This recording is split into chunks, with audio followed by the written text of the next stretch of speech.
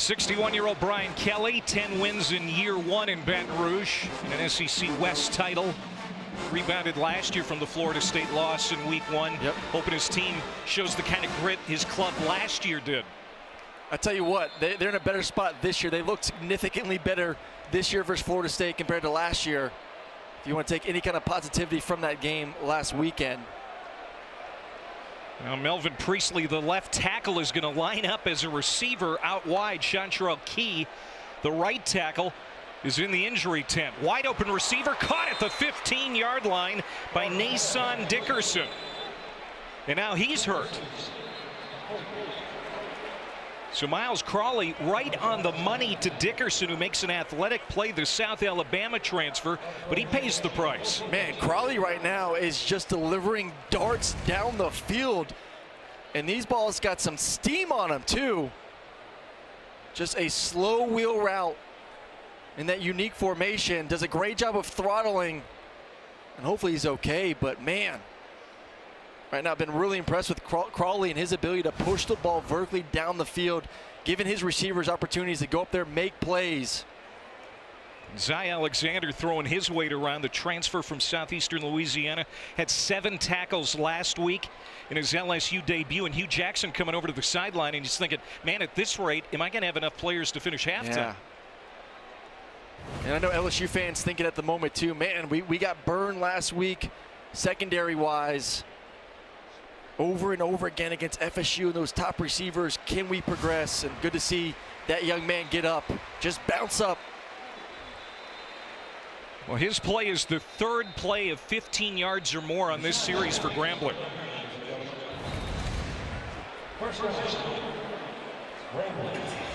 Just a little bit of an awkward fall.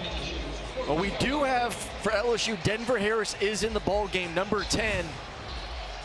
He's to the field, to the top of your screen. They're hoping he brings some juice to this defensive backfield that obviously struggled in a big way against a very talented Seminole offense in receiving core. Crowley out of the gun, 1st down and 10. 10 minutes to go, opening period.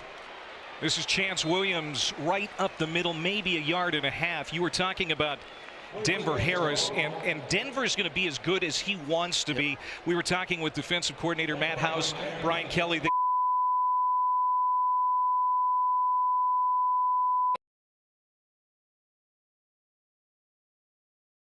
And he's also going to play as much as he wants to this evening. It's going to be his ability to digest the playbook, go out there and execute at a high level. And if he continues to prove to the coaching staff that he can handle that, you'll see a lot of number 10, hopefully playing cornerback. 2nd down and 9. Crowley going to the end zone against Harris. Beautiful catch.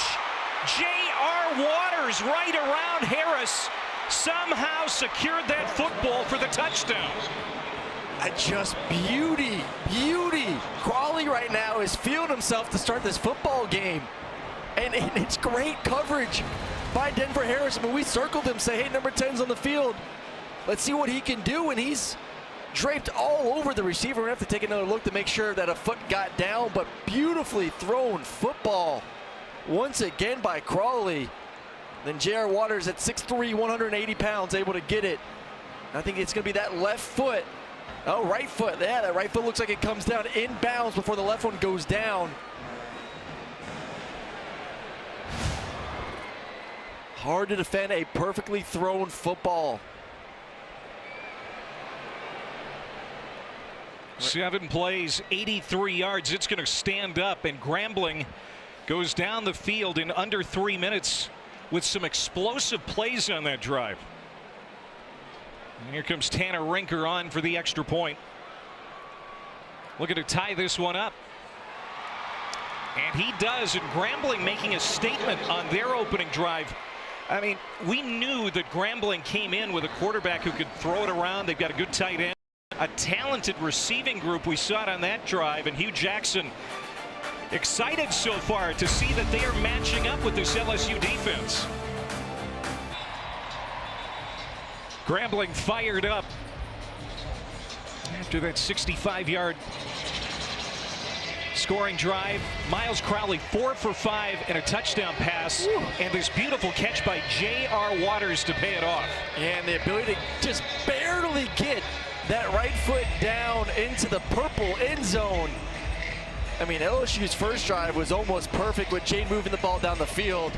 And then Grambling said, not so fast, let's see what we can do when we get the ball in our hands. And they march right down the field to tie this thing up.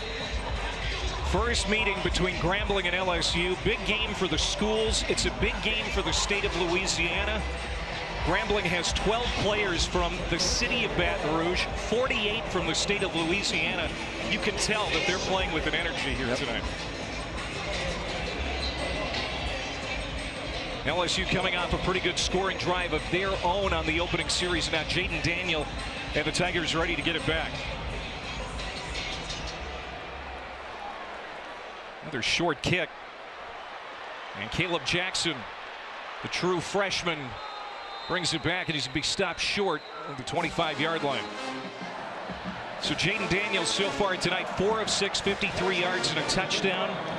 Brian Kelly has said it countless times here that he wants Jaden to be more decisive. Didn't think he was decisive enough in the Florida State game in Orlando. What did you see on the opening drive? Well, it starts with the footwork. And you talk about decisive, that's more of the zone reads. That's the first thing. A couple bad decisions on when to hand it, when to pull it, which cost him opportunities to put points on the board. But his feet will guide him, and that's something he's worked hard on. He's going to take off, design quarterback run. He is so good at this.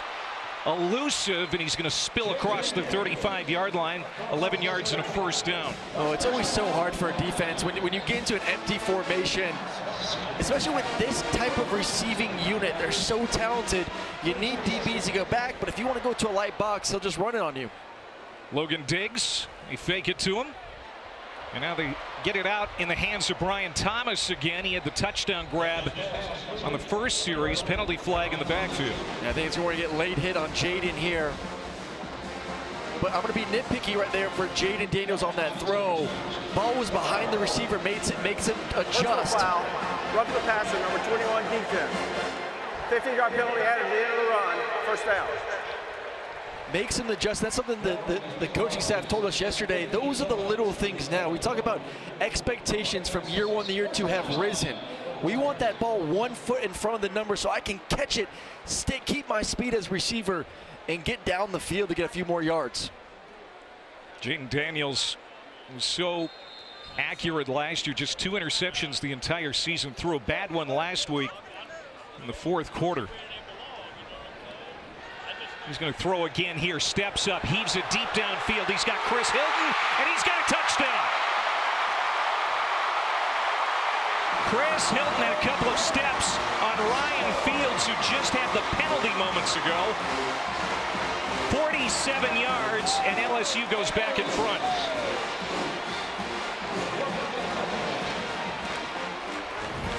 It's a scissors concept. Malik Neighbors is going to run the corner. And then Hilton is going to run the big post. You see the safety takes number 2, what he should be doing. And then because of that condensed formation, you're going to have great leverage on that corner. He's going to be outside leverage.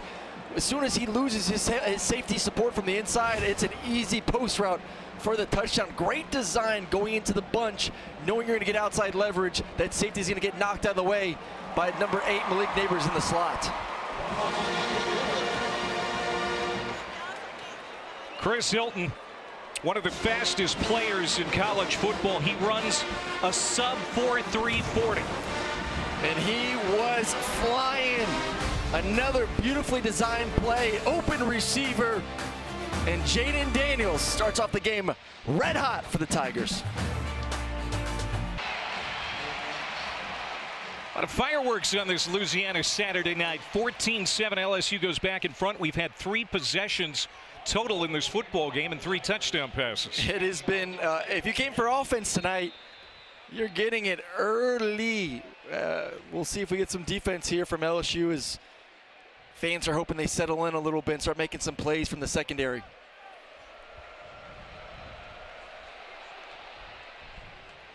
Dybert leaves it short of the end zone.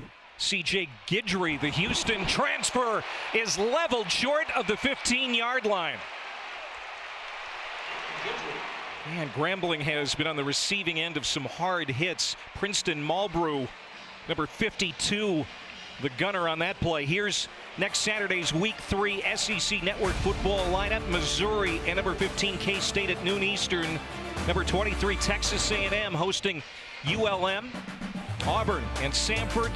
Ole Miss hosting Georgia Tech in our SEC Saturday night matchup. All 4 games also available on the ESPN app, so you can watch anywhere. Texas A&M having issues again today. Yeah, Miami was the more physical team, and a monster win for the Hurricanes. Miles Crowley at quarterback will hand off for Chance Williams. Williams was their leading rusher last week, 37 yards and a touchdown on 7 carries. The line of scrimmage, obviously that's going to be a challenge tonight for a young offensive line for Grambling. They lost a couple of starters to the transfer portal in the offseason. Oh, and for LSU, a lot of excitement with big number 0, Mason Smith in there. He's going to get about 30 snaps, maybe up to 40, but going to continue to work him back into playing shape right now. Potential top 10 pick in the NFL draft. Missed him last week with some NCAA nonsense, so it's good to see number 0 back in the game. Keelan Elder checks into the backfield. They fake the handoff to him. They'll dump it off short. And this is going to be Antonio Jones again, and he's got another first down for Grambling as the passing game continues to find holes in this LSU offense. Agofu makes the tackle. Well, you hit some big plays on these defensive backs, and they're going to kind of be a little bit hesitant to come up. So they perfect job that first drive. 3 big shots with a touchdown included in that. Now you see them kind of relax a little bit, make it easy for those screens on the outside. 2 receivers to the near side. Sprinting out this way is Crowley, but he missed his man. He was trying to hit Lyndon Rash, the 7th-year senior. Another Baton Rouge kid. Oh, he had the big game, but last week, 8 catches, 90 yards, and a touchdown. They're going to want to continue to find ways to get him involved in this game. 6 foot 220, physical enough to play with these DBs here for the Tigers. 2nd and 10. Again, on the move. Crowley steps up and throws, and that's going to be incomplete. Tried to hit Jones, who's tap dancing along the sideline. Zy Alexander was there. As we go under 7 minutes, it's going to be a 3rd down and 10 here as the LSU defense tries to get off the field, get a stop for the first time. Well, now you got to be very cautious. We've already seen a quarterback throw the ball 2 times on these back shoulder fades. So you want to be hip to hip with these DBs, ready to, as soon as the receiver goes up to make the catch, rip your hand through there and knock it down if you do want to be in press coverage. We just saw offensive coordinator Tony Hull, first-year play caller. And timeout called by Grambling. First charge timeout, Grambling. Former NASA employee. 30 I mean, so this timeout. play calling thing should come easy. pretty easy after working at NASA for a few years. We'll see what he's going to do on this 3rd down situation. Grambling was 7 of 14 on 3rd down last week. One of the things that actually went pretty well for them in week 1. I mean, offensively, they looked good last week. There's no doubt about it. It was squarely on the defensive side of the football, the inability to get off the field, not be able to slow down the running game, turn that game into a shootout. But when you see what they did last week on this side of the football and how efficient their quarterback was, they know they could put points on the board. You mentioned Mason Smith, first full game since the Texas Bowl 20 months ago. And Brian Kelly said, we need him to lead immediately. This would be a good time on a 3rd down and 10. And you see number 4 playing that defensive end position. And more motion for Grambling. I think it's Melvin Priestley, the tackle. False start, number 71, offense.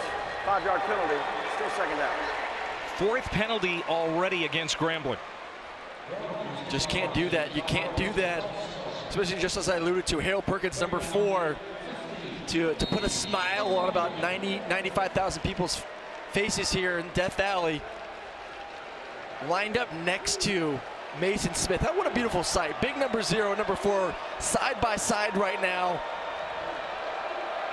Want to put pressure on this quarterback in a 3rd and long situation.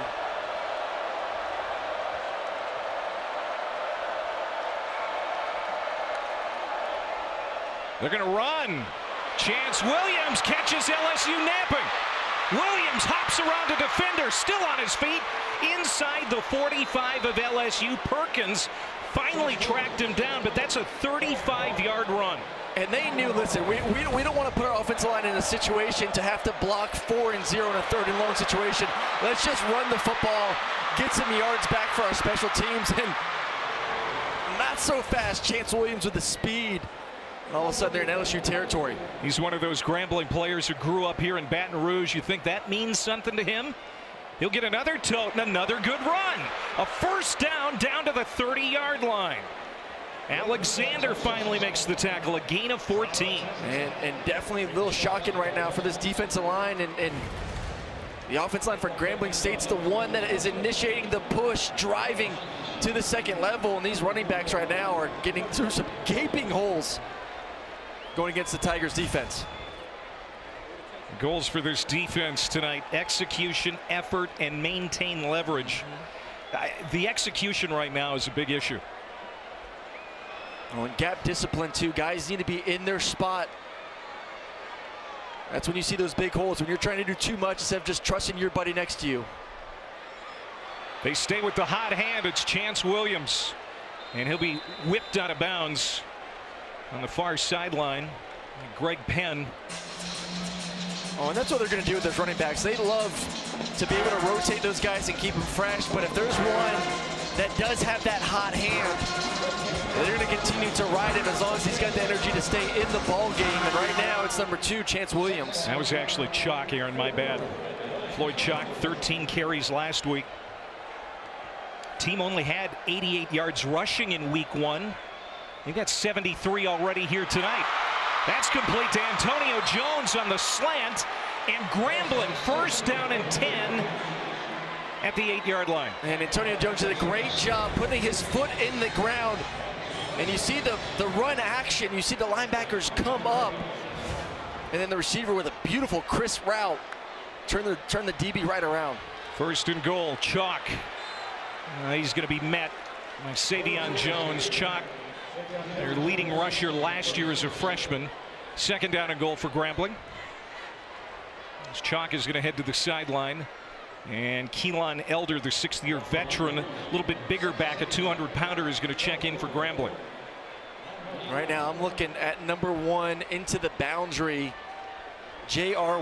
Walters, if he stays back there at 6'3". Great red zone matchup. If you get one-on-one, Crawley's been tremendous with those back shoulder fades. This LSU defense desperately needing to make something happen. They're going to get to Elder and cut him down for a little gain, maybe a yard and a half. 11th play of the drive coming up. That's Braden Swinson on that stop. And a great job by Mingo as well, shedding the left guard and being able to get up there. And he was one of the big bright spots for LSU last week versus FSU. His ability to take over at the defensive line with Mason Smith not playing in the game. And the thought was, hey, you got 18 playing at a high level, you get 0 back there as well. And how good could this defensive line be? And right now they got to take their game to another level. See, maybe Grambling will call a timeout. Yep, before the play clock expires. A third down and goal here for Grambling, who's representing their university well here so far tonight. Down a touchdown, but going toe-to-toe with the LSU Tigers. Here's that long run for Chance Williams, Baton Rouge native, that put Grambling here on the doorstep. And no one there. I mean, you're playing a too-high safety to give your corner some support, especially with all the deep ball throws. And as soon as you bust it down the middle of the field, there's just no one left. All of a sudden, you have a chance to tie this game up. 3rd and 8 situation. Once again, my focus, number 1, J.R. Walters. Can you get him one-on-one with his big frame? And if you do get some safety support, look for number 10, possibly in the slot. Miles Crowley brings him up to the line. He's already got a touchdown pass in this end zone tonight. Chance Williams in the backfield. 3rd down and goal from the LSU 8. Crowley to the flat, closing quickly on Williams. He moves around the defender again, stays in bounds, and it's going to be 4th down. Zy Alexander stepping up to make another big play for LSU. So now 4th down, and the field goal unit will come out as the LSU defense is able to make a stand. It's nice stand for them, but for Grambling State to be able to get through that 3rd and 15 and then find a way to get some points on the board. That's Major Burns, who just missed blowing up that play. This will be a 24-yard attempt for Rinker. He's 1 for 1 on the season, hit a 33-yarder last week. And 3 on the board for Grambling. And it's now 14-10. Now this Grambling State offense certainly has come to play. They are moving the football. At times, it appears at will. Yes, they've done a great job. It's been a nice mixture of the pass and run too, which I think is always tough on a defense. I mean, if you're just giving up big explosive plays for the pass game, you can manipulate your coverage to help those corners. But now all of a sudden you are seeing an offensive line that's creating gaping holes. So as a coordinator, you're like, all right, do I need to commit an extra body into the box? Do I need to bring a safety in there to help slow down the running game? So for this defense for LSU Tigers, got to find a way with that front four. And we talk about Mason Smith easing his way into the season. You make it a little bit more number 0 right now if they can't figure out a way to stop the run. Tony Hall, the offensive coordinator, has to be pleased. He's a Louisiana native too. Extremely fired up to be calling plays in this stadium. It's not rocket science for sure, but going up against the LSU front 7 that they deliver, so far so good. Last win against an FBS opponent, by the way, in case you're wondering, for Grambling. They got to go back to 1985 to find it. Came against Oregon. 12 plays, 80 yards in under 6 minutes. They have to settle for a field goal, but we've had 4 offensive possessions for the 2 teams combined and 4 scores. Rinker kicks it deep. From the 5-yard line, Jackson again. Comes back to the middle of the field. He's touched there, now gets loose to the near side. Jackson, good return to the 31. They are excited about this true freshman, Caleb Jackson. That's a 27-yard return. We should see a lot of him at some point in the running game, which they want to showcase him. They want to showcase more of Logan Diggs, too. Yeah. Coach Denbrock, the offensive coordinator, it was funny, the word he used for this young running back, Caleb Jackson, he said he went bonkers in fall camp. Was a little bit banged up last week. That's why you didn't see him. But they're excited. 3 and 28, the running back spot, bring that ability to create explosive plays. But on 1st down, it's an empty backfield. Daniels hits Neighbors in stride, and that's a 1st down and much more. Finally wrestled down at the 39-yard line. A pickup of 30 for Malik Neighbors. Oh, that's someone else who can go bonkers if you want to give him the opportunity. And this is where they want to put him a little bit more in the slot going forward. They feel like they put him at the X receiver a little bit too much last week. And now going down in a heap. There's Sonny Anderson, the preseason FCS All-American. Finally, we hear from Mr. Anderson. Yeah, he's very talented. Put about 20 pounds on this offseason and every down defensive end. I want to go back, though, to Malik Neighbors. A little bit quiet last week. You talk about Jaden's interception. Malik actually slipped on the play. Just was not as crisp as they wanted to running his routes. But they feel like, once again, moving him around, he's going to get less press coverage in that slot position. 20 straight games with a catch now for Neighbors. Daniels is going to keep it himself. Finds a big hole on the right side, and he exploits it. Ooh, and he's going to be thrown down out of bounds. There's another penalty flag. Cedric Anderson, the 6'4" corner, who transferred in from Northwestern State, is going to be called for the unsportsmanlike conduct we expect. Just undisciplined play from Grambling, but man, Jaden, that's what he does best right there. Yeah, in his defense, he was falling down, and Daniels just got tied up with him. There is no foul for late hit out of bounds. Yeah, they're going to pick up the flag, and I think that's a good no call there, actually. I agree with that one. Good no call there. But I do want to see these running backs. I mean, we just talked about it with Logan Diggs and Caleb Jackson. I mean, the goal is to take hits off your quarterback, not continue to run them. So let those other guys get some touches as well. Josh Williams in the backfield. He's going to get a carry. Josh Williams high stepping his way inside the 20-yard line. Of course, he was the great walk-on story last year, led all LSU running backs in rushing a season ago. There are so many guys they're going to factor in. It's such a deep position. They've got 8 scholarship running backs, and of course, John Emery comes back next week. They keep it on the ground. Yeah, all of a sudden, then you had a couple explosive running backs. John Emery, we saw a little taste of him last season, what he's able to do. And it's just going to add so much more balance. So once again, you're not having to put the pressure on Jaden to be Superman. And then teams are going to have a legitimate dilemma. I mean, you look at the receivers. Do you want to go single high against those guys? I would not. I mean, the biggest hindrance from this team going where they need to go is this running back room taking their game to another level. End of the first quarter. Well, we'll see what we get for an encore in the second quarter. Pretty good first quarter between these two in-state foes. Grambling and LSU meeting for the first time, and Grambling has come to play. Jaden Daniels, he started 2 for 4, but he is 5 for his last 5. He's got a couple of touchdowns tonight.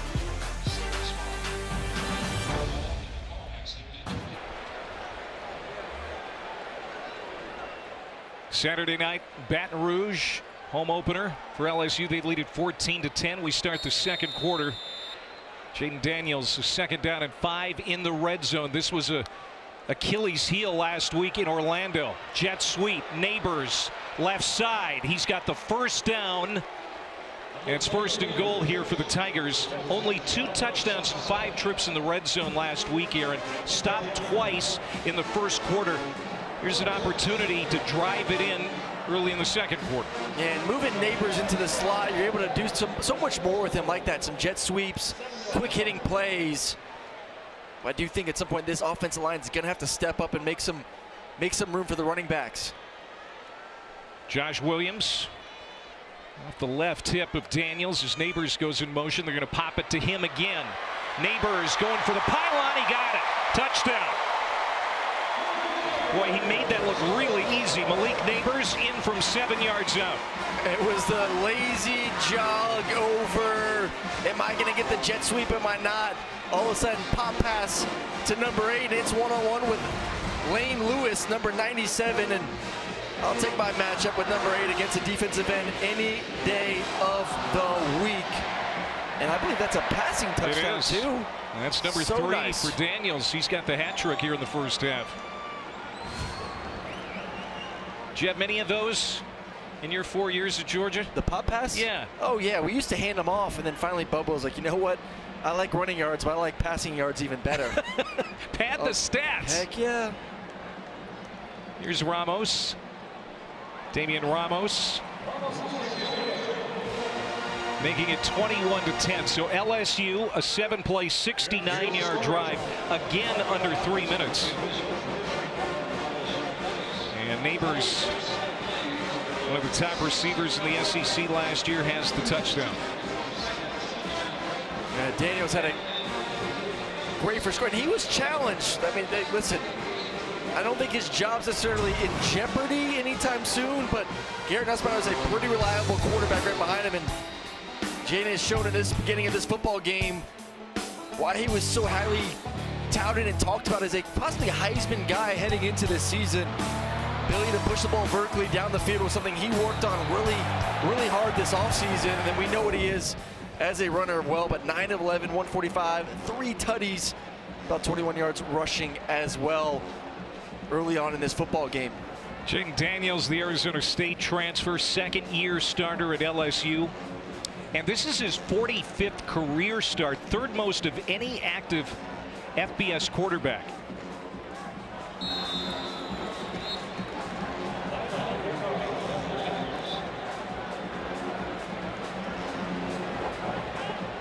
Nathan Dibert to kick it off.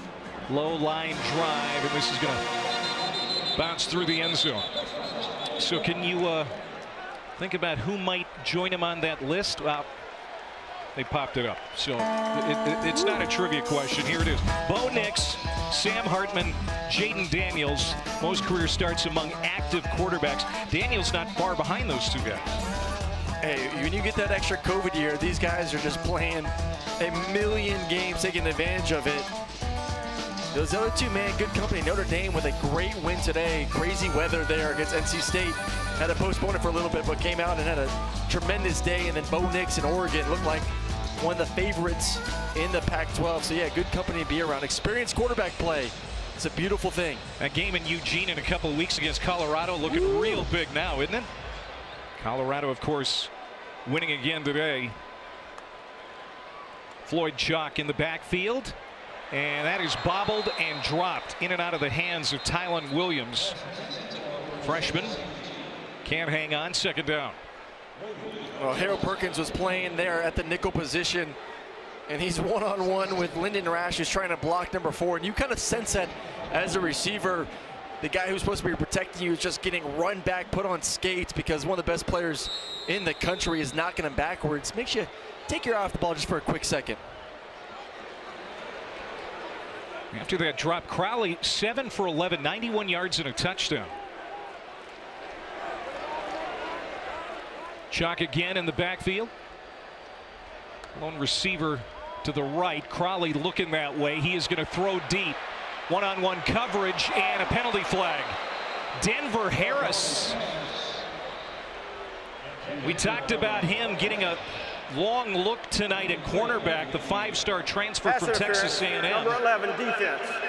15-yard penalty from the previous spot. He's going to be flagged. First down. One-on-one, just another go ball. And I don't see the penalty. If anything, it should be on Grambling. They're holding each other there. That's a better look. They're both holding in. A lot of jersey grabbing on both sides. And 10 right now. Not a great start to him making the case to be cornerback 1 going forward. What did we say about Harris? It's all about him and his discipline, because he has certainly got the skills. Crowley hits a man in stride over the middle. That is going to be a first down and more to the 35-yard line. Javon Robinson, fast freshman out of Florida City, picks up 25. Man, 5'6", 180 pounds. And he's one-on-one with Harold Perkins in the slot. Does a great job of creating just enough separation. The beautifully thrown pass once again. Crowley fakes the handoff, rolling out, and he's just going to throw it away. He was being pressured by Harold Perkins. And we're going to have linemen downfield. When this RPO as a quarterback, you got to get rid of it. Offense line has no idea. I mean, look at this ball. Threaded it. There's no foul Right for by Elgin, number 4. receiver downfield as the quarterback Miles threw the Crowley, ball away Aaron, out of he bounds. impressed a ton of Second people down. this summer at the Manning Passing Academy up in Thibodaux. Yep. I mean, this guy, he could start a lot of places. He wanted to come to Grambling, and he's running the offense for offensive coordinator Tony Hull, who has called a really nice game here in the first half so far. A great mixture of the run game, not afraid to take shots down the field. I mean, they saw what happened last week versus Florida State, and they are not intimidated right now. 4 receivers bunched up top. Josh Quiet, the tight end, one of them. But they're going to come to the weak side, and it's in and out of the hands of C.J. Guidry, incomplete. Alexander was right in the vicinity defending. And I would say that's probably the first bad throw we've seen from Crowley tonight. Easy throw, slant route, you head off coverage. You put this on the receiver's chest, and you get a nice gain to make this a 3rd and more of a manageable situation. And for LSU right now, it's in the back of your head. That 3rd and long previous drive, Grambling State not afraid to run the football, especially 4-down territory right here. You better, as a safety, be alert. And we'll see if Crowley runs. We haven't seen him really do that yet tonight, but they hand it off. It is Williams, and it's Williams again with a big play. Down to the 7-yard line of LSU. Major Burns with a touchdown-saving tackle. And I'm just surprised that you were not more prepared for that. I mean, it's a 3rd and long situation in 4-down territory zone with a team that just ran on you the previous possession on 3rd and long. So you got to commit more guys to the box. They stay with Williams, picking his way inside the 5. Then he's finally stacked up and thrown down. But that'll be a gain of 3, so 2nd down and goal to go from just inside the 5. And this Williams sophomore out of Baton Rouge. He is impressive. I mean, I'm seeing suddenness from these running backs, great vision, patience, and then give credit to the big boys up front, man. They are paving the way. Some monster holes for these running backs. Now Chalk and Talbert check in the backfield. Williams is off the field, over 100 yards rushing. Crowley looking to the end zone. He's going to lob it up, and it is nearly intercepted. Covantus Knighton was the intended receiver. Boy, that was a dangerous throw there for Crowley. That's silly right there. You throw that ball away, and for how rough of a first quarter and a half for Denver Harris, that would have helped put him in the good graces of the coaching staff. He's able to reel that one in there, but as a quarterback, man, you're inside the 5-yard line. Nothing's open. You throw that ball into the stands if you want to, and you get to third down. He's made so many good decisions tonight. Forced one there, got away with it. Third down and goal. They're going to run it with Elder, and Elder has nothing. Keelan Elder piled up by Greg Penn and Savion Jones, who added 30 pounds this past offseason for situations just like this. Well, that's a great job by Savion Jones right there. Running back thought he had the ability to bounce it to the outside, but number 35 said, not so fast. Was able to shed the tackle, force running back inside. LSU, little bend but don't break. Still would love to see them dominate a little bit more, not giving up any points or any sort of field goals. But better in the red zone. It's no good for Tanner Rinker from 23 yards out. He hit the first one, 33, but can't hit from 23. So it stays 21-10.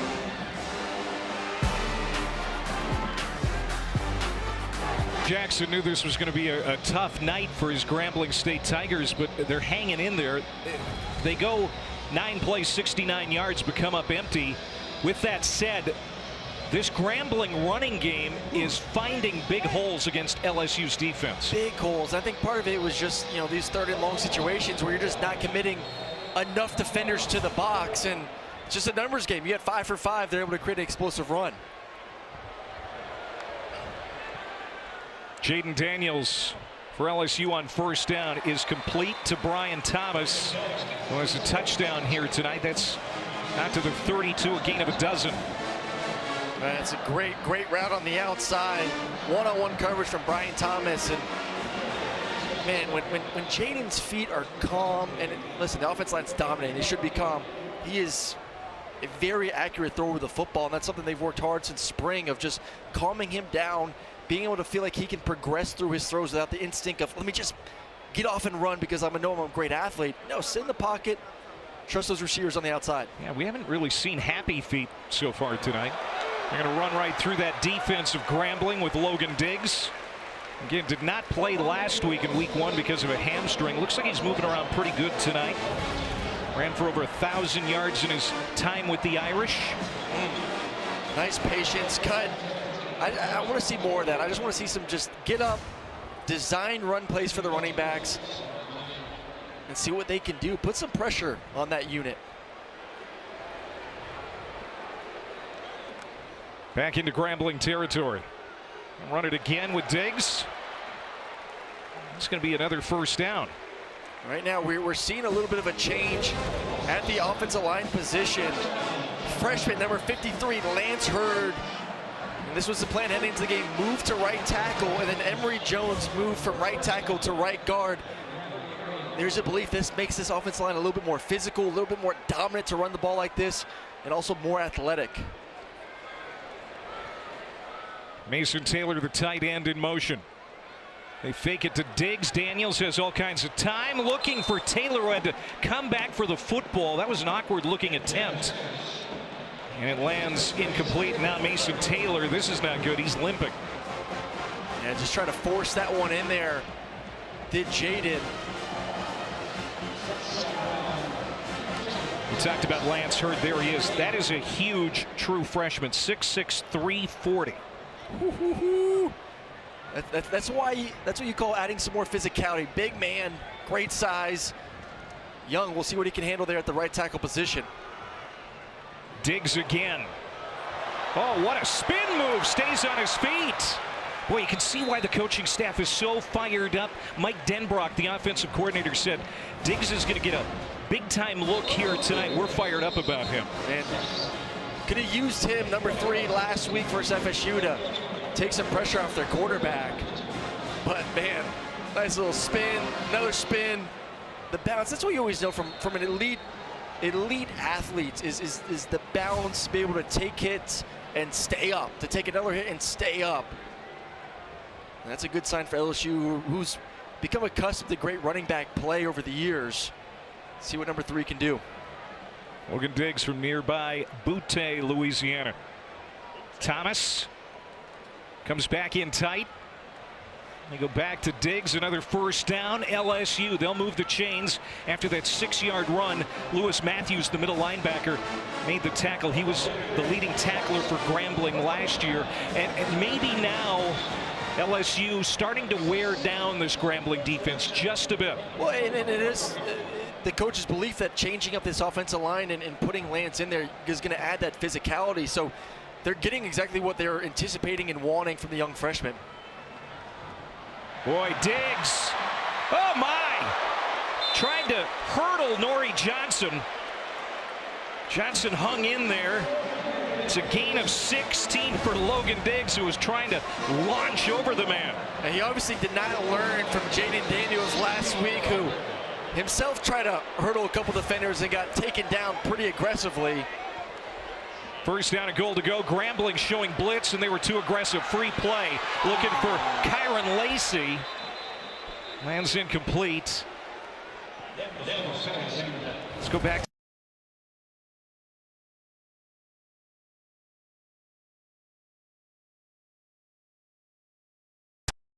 Penalties half the distance to the goal. Replay first down. And I think that's the kind of thing there. You know, even if it's ill-advised, that the coaching staff wants to see this guy's got fire in his belly. Oh yeah, fire in the belly, playmaking ability, and that's what they want from the position. And obviously, being a big kid at 215 pounds, you're thinking that DB is going to go low on you, and unfortunately for him, he guessed wrong on that one. First down, goal to go. Inside the 5, they're going to stick it in Diggs' belly. He wants to cap this drive. He's wrapped up at the 3. Boy, they have really been featuring the running game on this series, and that's what LSU certainly wanted to do. Well, I think it is putting some pressure on the offensive line too. You know, there was a challenge based on what they saw last week of, guys, we got to be more physical. We have to lean on this running game if we're going to want to do what we need to do, and that's get back to Atlanta, win the SEC West. You can't do it being one-dimensional. So pressure on this running line to continue to prove to this coaching staff that put the pressure on our shoulder there and create some running lanes. 8 plays on this series, 6 have been running plays. Diggs again, sneaks in there for the touchdown. Logan Diggs, his first touchdown in a Tiger uniform. And the Notre Dame transfer says, yep, this is why I came to Baton Rouge, to play in front of a big crowd like this.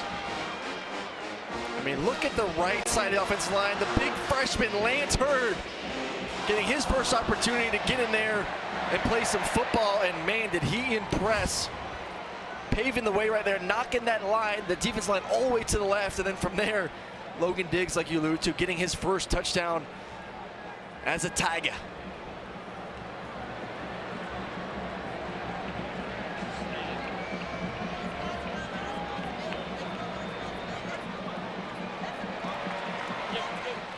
(28-10).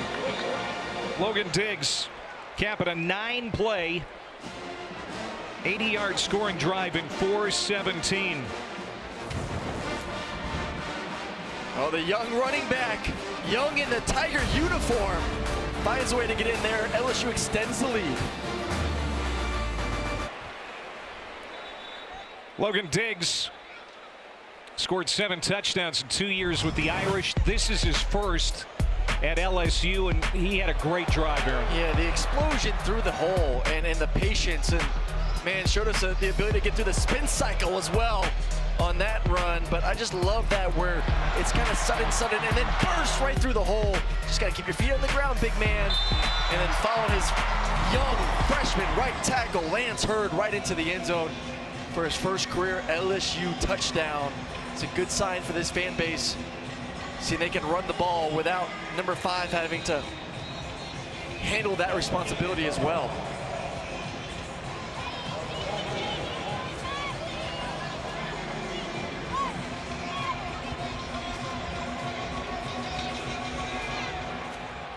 From the 5-yard line, C.J. Gidry, transfer from Houston. Gets it just across the 20-yard line.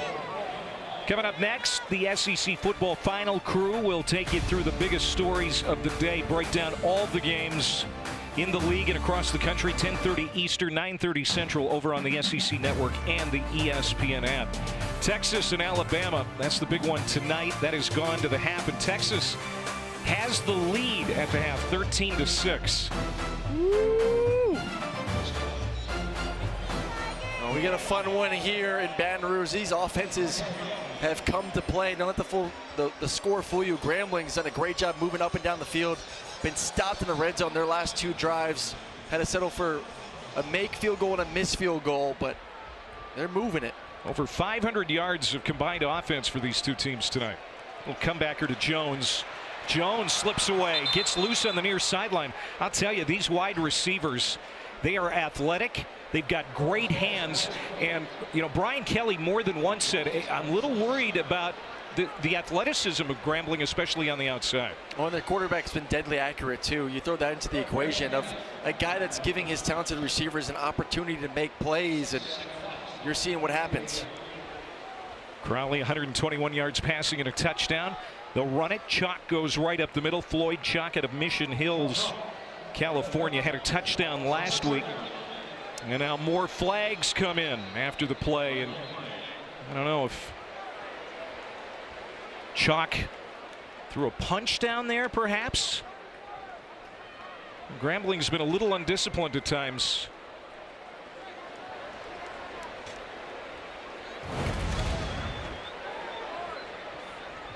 Yeah, Ooh. That's a no-go. Jacoby and Guillory, the defensive tackle, took that one. Unnecessary roughness, number 3 offense. Penalty is 15 yards. The down counts as 3rd down. Well, for LSU fans in the stadium, they're yelling, "Be ready for the run." We'll see if LSU has learned their lessons, because Grambling is not afraid, even in a 3rd and 17 situation, to pop off a run. And I mean, I don't blame him. When you look up there and see 4 that's played in defensive end position and Harold Perkins, I'm like, I don't know if I want my quarterback taking a deep drop either. Keelan Elder comes in for Floyd Chalk. We might not see him for a while, especially as well as the other running backs have been doing. This is Tylon Williams. That's a 1st down reception across the 25-yard line. Excuse me, got back to the original line of scrimmage and a couple of yards more. Pardon me, it's going to be 4th down. They're going to have to punt. And almost popped it off right there. Great job. It's a screen to the receiver, so the 3 receivers to the front side are all going to block man on man, and they're hoping the receiver coming from the left catches it and just follows those guys up. But great open field tackle. And for LSU, first time getting off the field, 3 and out.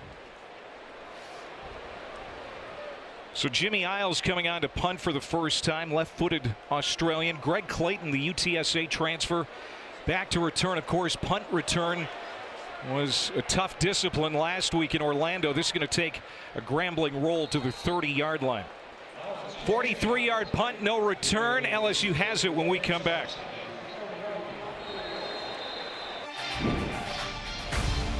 (28-10), 5:51 before half. LSU leading Grambling. The SEC Network's newest show, Read and React, every Monday night, 7 Eastern, 6 Central.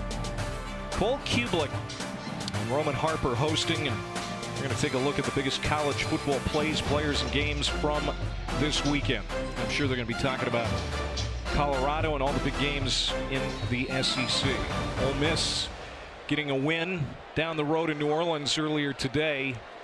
And it didn't come easy for Lane Kiffin's group. Jaden Daniels right down the middle for Lacey. Kyron Lacey on his feet inside the 35-yard line.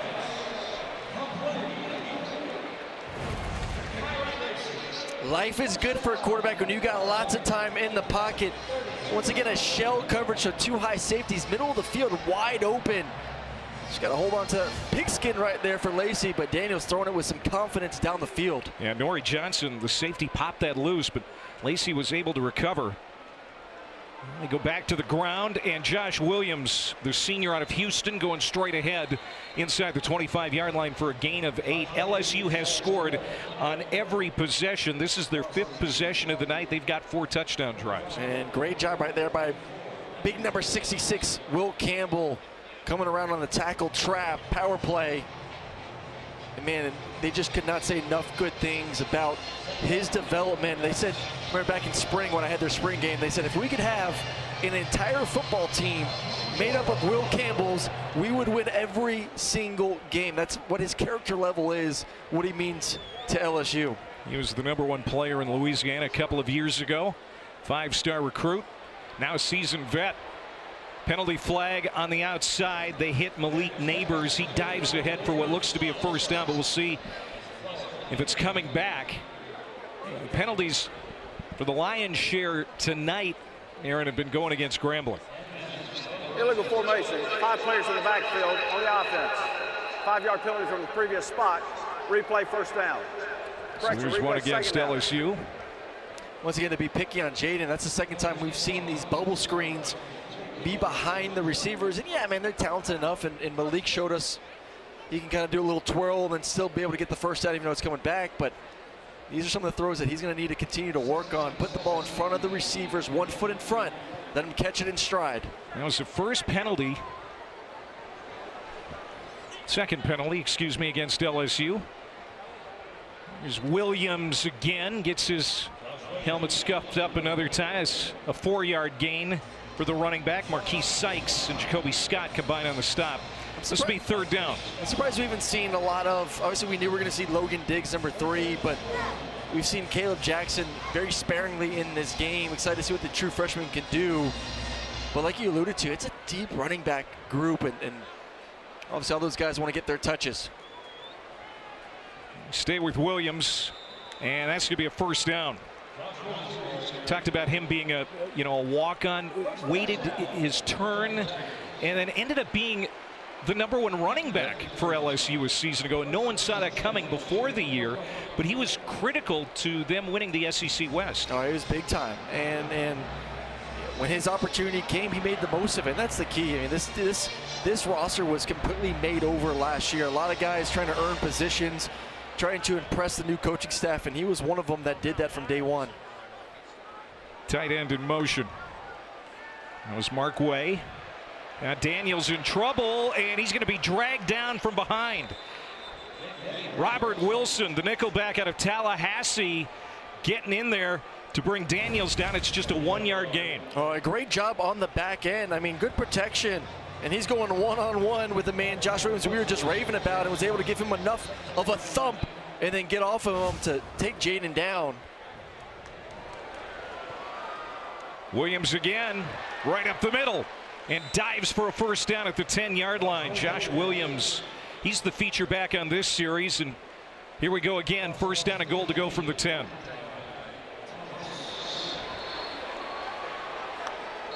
They're going to play fast, but then Grambling wants a timeout. 3rd and final timeout, Grambling. With 2:43 to go here before halftime. Back in Baton Rouge, LSU with the lead and looking for more. Coming up at halftime, you can watch the live performance of the LSU Tiger Band on SEC Network Plus. The Golden Band from Tigerland, ready to perform for the first time in front of the home crowd here in 2023. LSU knocking on the door again, looking for their 5th touchdown drive. Josh Williams in the backfield with Jaden Daniels, who's got 3 touchdown passes tonight. This could be another one to Aaron Anderson. Anderson trying to cut the corner, and Grambling's not going to let him do it. We saw that work earlier for Malik Neighbors, but Anderson, the Alabama transfer, who's got some speed, just couldn't get around the edge. Yeah, and Brian Kelly told us, #1, we have to find a way to just force feed him the football. He's just too good of an athlete not to get his touches, and that's one way to do it. Obviously, just a little jet sweep, flip up there, and see if he can make someone miss in the open field.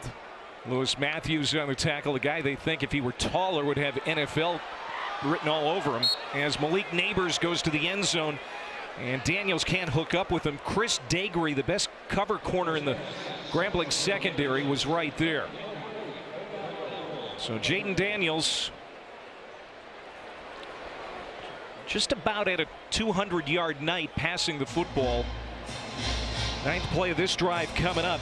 All in all, how would you say he has done so far? I think he's been great. A couple of those bubble screens that we brought up, just been a little bit behind the receiver, but other than that, complete command. And there's Daniels again surveying. He's going to go to the back of the end zone for Neighbors. It was juggled, but he held on. No, that was Thomas. Thomas got it for the 10-yard touchdown grab right under the goalpost. And Jaden was just a hair late on this too, but makes up for it by throwing an absolute dart in the back of the end zone. You're going to have a double post concept. Inside receiver takes the safety, and then you got the big post over top from Brian Thomas. Perfectly thrown ball. When we say back of the end zone, you throw it high, about 10 yards in the air.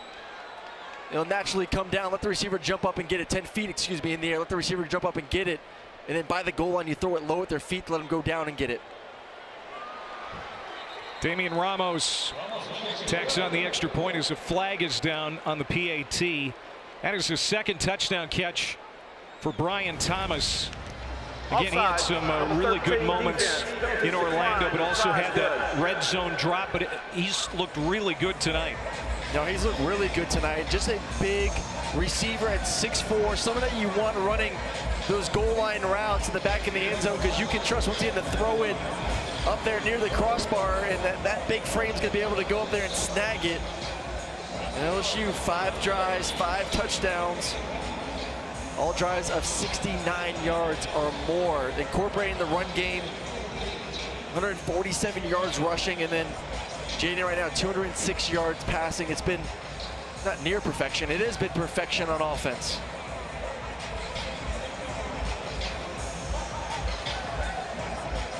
Yeah, pocket patience that you talked about, such a big key for him this year. And he's looked very comfortable tonight. 2 minutes to go in the half. And it's going to be interesting. Halftime is going to be a little shorter for LSU here tonight. That was a big topic, as this one is going to be a touchback. Going to be a big topic during the week, because Brian Kelly did not like how LSU came out for their third quarter in Orlando. Of course, they got outscored 31-7 in the second half. They're going to come out a little earlier after halftime. Get warmed up, get some more energy, get some music pumping in the locker room too. Just find a way to change up the normal routine. You know, they were in it, and if you go back and watch the tape, man, they were at times, if the majority of that first half, the better team versus Florida State, but just came out so flat in the second half. So guess what? We're gonna mix it up a little bit at halftime, see if we can get some more energy pumping through that locker room.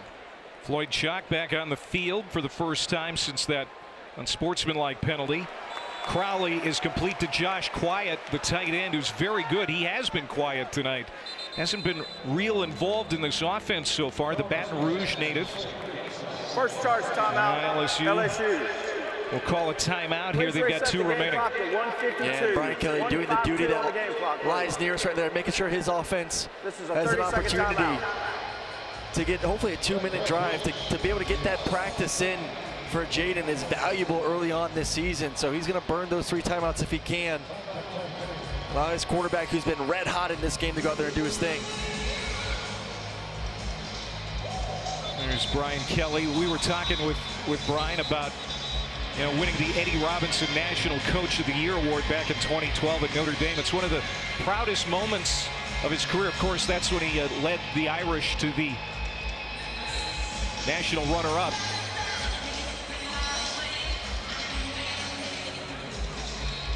Talked a lot about Eddie Robinson this week and how much he respects the Grambling program and how important this game is for the state of Louisiana. Second down and 10 out of the timeout. Floyd Chalk. And strong second effort to get across the 35 to the 37-yard line. He just never stops. He's not very big, 5'9", 185, but powerful legs. Yeah, they've been themselves having a heck of a first half, over 100 yards rushing for this offense, and now they're going to be the aggressors.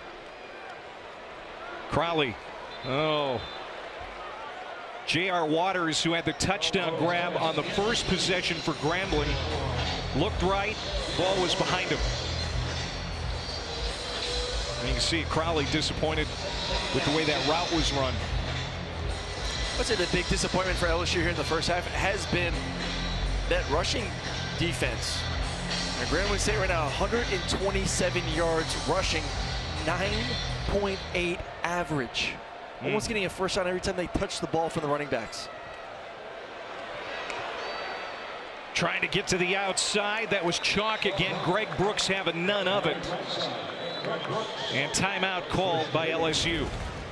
Their second.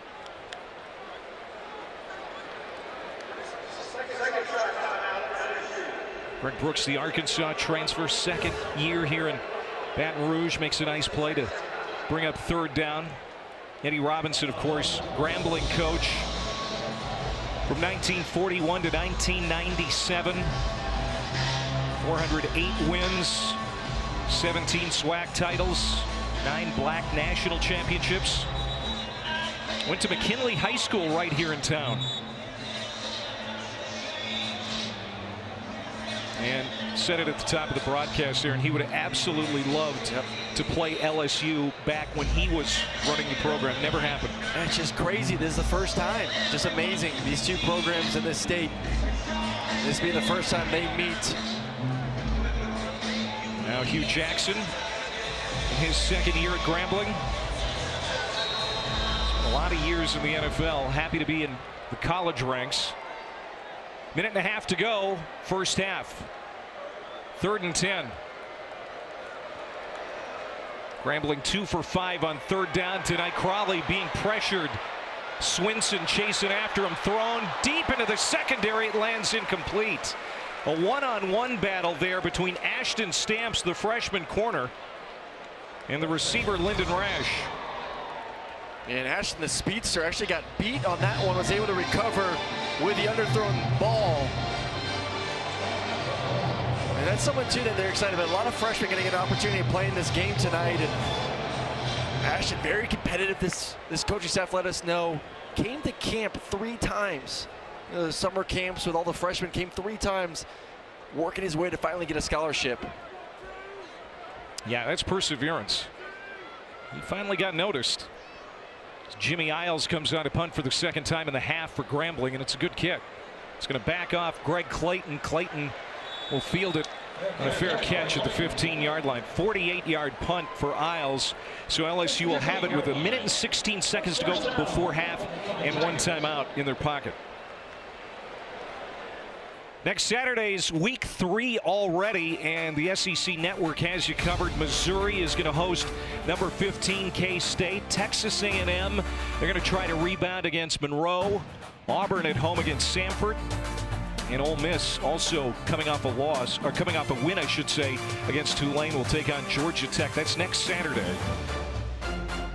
Georgia Tech and Ole Miss, 7:30 Eastern in the primetime window. That's going to be a good game. Yep. All right, so what do you expect here from LSU? Oh, full throttle. You got 1 timeout, minute 16, veteran quarterback, great receivers. You've been able to push the ball down the field. We got to put some more points on the board. Daniels has all kinds of time, taking a deep shot and throws it incomplete. Looking for Hilton. Trent Henry may have been called for PI here. Pass interference, number 0, defense. 15-yard penalty from the previous spot. First down. A lot of penalties for Grambling tonight. A lot of penalties. And listen, when you're outmatched, and especially with the speed and athleticism of these receivers, sometimes the only thing you could do, besides give up the explosive play, is to grab a little jersey. And right now with this quarters coverage, these post routes have just been money for LSU throughout the ball game tonight. First down. Daniels has a man, incomplete, just out of the reach of Neighbors, who had a step and a half on the defender. There's nobody in front of him. He might have taken it all the way to the house. Yeah, and finally this defense actually went to a single high coverage, and Neighbors, who moved to the slot, had that inside fade, and like you alluded to, Clay, you put it on his chest right there. It's one-on-one with him in the safety in the open field. Daniels over 200 yards passing, 4 touchdowns. Trying to get one here in under a minute. Drops it off short to Logan Diggs. Good run out to midfield. And now Diggs wants a penalty flag. But there is none thrown. It's a 17-yard run for Diggs. He gets out of bounds to stop the clock. 55 seconds to go in the half. And nice mature play right there from Jaden. He wants to work front side, doesn't like it. Immediately finds his back and gets the first down. LSU 5 for 5 on scoring drives. Daniels slips in the backfield, regains his footing, and now sprints to the near sideline. He'll make something out of nothing. A gain of 7. Again gets out of bounds. 47 seconds to go in the half. And let's look at that one timeout for the Tigers that you want to save just in case you need it for a field goal as time's going down before halftime. Remember, new college rules, clock does not stop besides under 2 minutes before halftime and end of game. So first down will stop the clock. Here the rest of this drive. Diggs in motion to the left. Daniels looking that way. Jaden comes across, juggled, and Thomas, I think, hung on for the first down, and that will stop the clock, as you just alluded to, Aaron, with 39 seconds to go. So they can move the chains here. 1st and 10, LSU on the move. And now they'll spike it to preserve that timeout. And give the receivers who just run some deep routes the ability to rotate in and out as well right now. See some tired legs. They've done a lot of work in this game. Once again, taking advantage of the coverage, corner routes, post routes, the inside fades when they do get single high. You know, they have such a great mismatch when it comes to athleticism. Coming off. The play was already dead. The clock was stopped. Second down. Josh Williams checks in the backfield to the right of Daniels. 33 seconds to go here in the quarter. Pimpton in motion, the tight end. Daniels steps up and threw it behind Hilton. They connected for a touchdown earlier in the half. Trent Henry, the corner, good coverage there for number 0.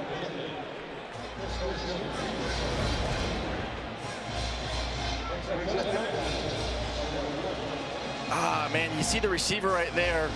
Chris Hilton starts fading on the dagger route, allows the DB to undercut him. I mean, you have to have sharp angles, and we talked about it with Malik Neighbors and how he was going to make sure he had a better game today with that. As soon as you start drifting, though, on those dagger routes, makes it a harder angle for the quarterback to throw, and obviously the DB can undercut it.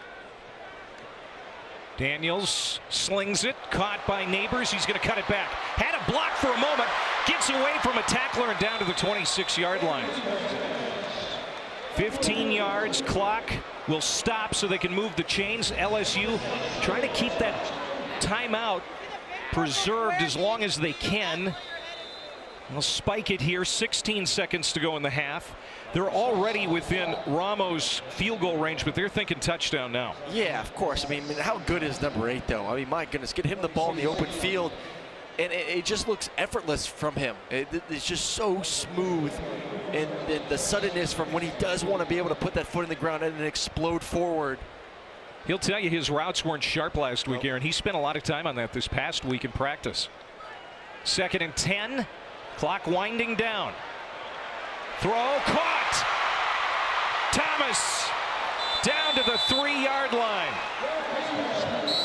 Boy, what a half for Brian Thomas. Timeout. There it is. First down, goal to go. LSU. Thomas shaken up with 7 seconds left to go in the half. And give big props this offensive line. I mean, just look at Jaden. He's working left. Hitch. He even goes to the running back, comes back, and then finds the deep dagger out. Puts it right on the receiver's chest. This offensive line just dominating the game here in the first half. Along with number 11, Brian Thomas had himself a ball game. 6 catches, 79 yards, couple of touchdowns. Thomas able to get it to the sideline under his own power. Remember, his night didn't start out very well. He had a drop early, but he has collected a pretty good first half.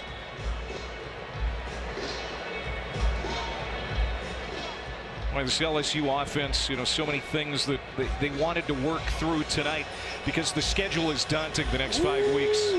Yeah, it doesn't get any easier as you get ready to go into SEC play in the SEC West, which is an absolute gauntlet. I mean, at Mississippi State the following week, or next week, Arkansas at Ole Miss, Missouri, Auburn. Now I'm going to say everyone's circling that big game, November 4th. They're in Tuscaloosa. This will be the 10th play of the drive. And for Jaden, can't hold on to the ball long. This needs to be a quick read. Ball has to be thrown in the end zone. That's what he does to the end zone for Lacey. Got it. Touchdown.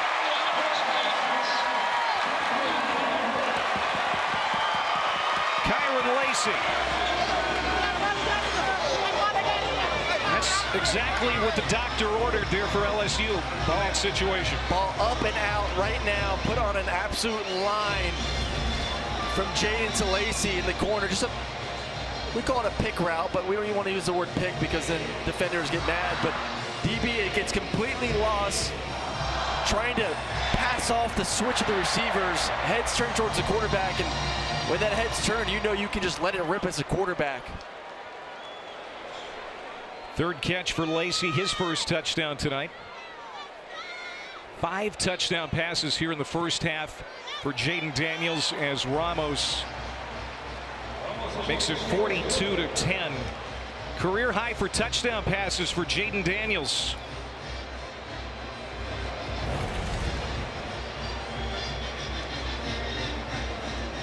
DB's head's turn, gets lost, and Jaden looks like he's a man on a mission here in the first half. Surgical throwing the football.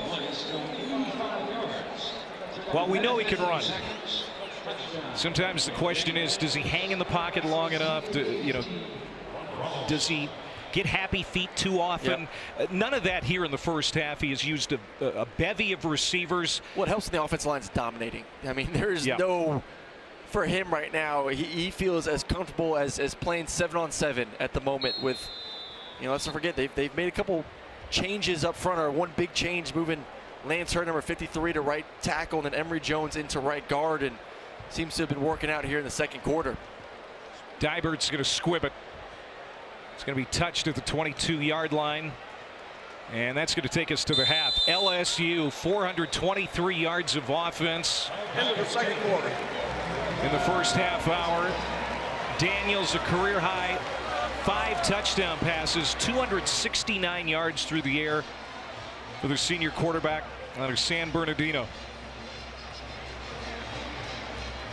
But now a sense of urgency is what LSU fans want to see in the third quarter, even with a big lead.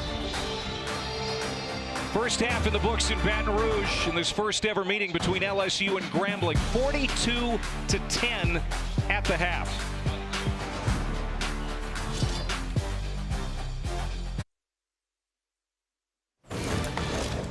It is the SEC Halftime Report. Welcome in, Dari, Doring, and Watson. Want to take a look at some of the things that happened earlier in the day, the early part of week number 2. And we start with the 2-time defending national champion Georgia Bulldogs home against Ball State, playing their second straight SEC team. Well done, Cardinals. Alma mater of? David Letterman. Yes! Got it. Muncie, Indiana. That's right. Well done. Mekhi Muse.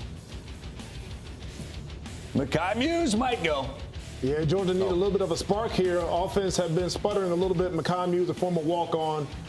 When you can't get a touchdown on offense, you get one on special teams. So Georgia, 7-0. Just like that later in the quarter, same score. You watch Malachi Starks right off the jump. Malachi Starks jumps and makes the interception. Who'd that look like right there in the NFL? Former Hall of Fame NFL guy. Ed Reed down in the box, dropping back to half field safety, making a play there. Now, who would this look like? Messi, maybe? Right place, right time. I mean, stoing. Oh, my gosh. Into the hands of Chaz Chambliss. for the strange-looking interception for the Dogs. 44 was covered, too. What's he doing? Dylan Bell. Yeah, this is a guy who was a receiver. Yeah, wide receiver? But an athlete, especially with Georgia's backfield, struggling with some injuries. He came in and had a big day. 21 zip, then another bounce that goes Georgia's way. Tyke Smith, so 3 Dogs interceptions. The Ball State quarterback.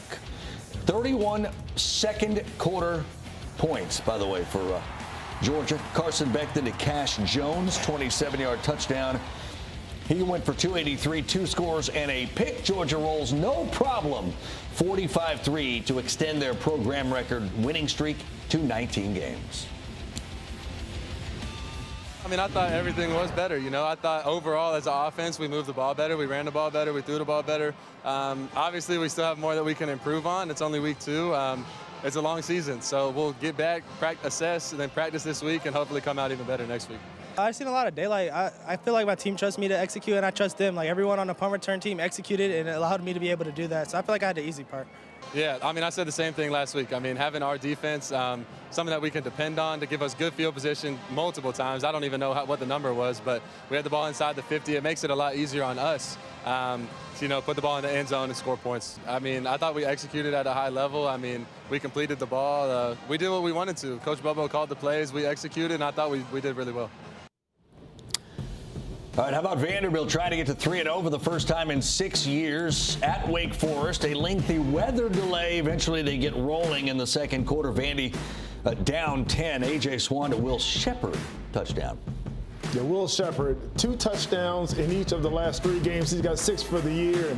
And here's his second one back at the end zone, getting to that second window. A.J. Swan does a great job of getting the ball. Here's where the game changed right here, though, Dari. You had the momentum on your side as a Vanderbilt Commodore team. You dropped the punt, scoop, and score right before halftime, and Wake Forest pretty much ran and hit after that. Yeah, they gave Vanderbilt their first loss of the year, 36-20. Your final. Swan, 3 touchdown passes and a couple of interceptions for Vanderbilt. They're on the road in Vegas next week, taking on former SEC friend Barry Odom and his running Rebels of UNLV. Kentucky home for Eastern Kentucky. And look at the Cats down 10-7.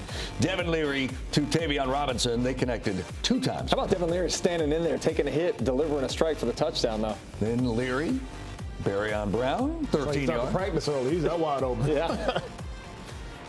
And then Ray Davis out of the backfield, recipient of yet another touchdown pass. Ended up with 4 touchdown passes, did Devin Leary. Ray Davis ran for 52 yards and then had 36 yards through the air.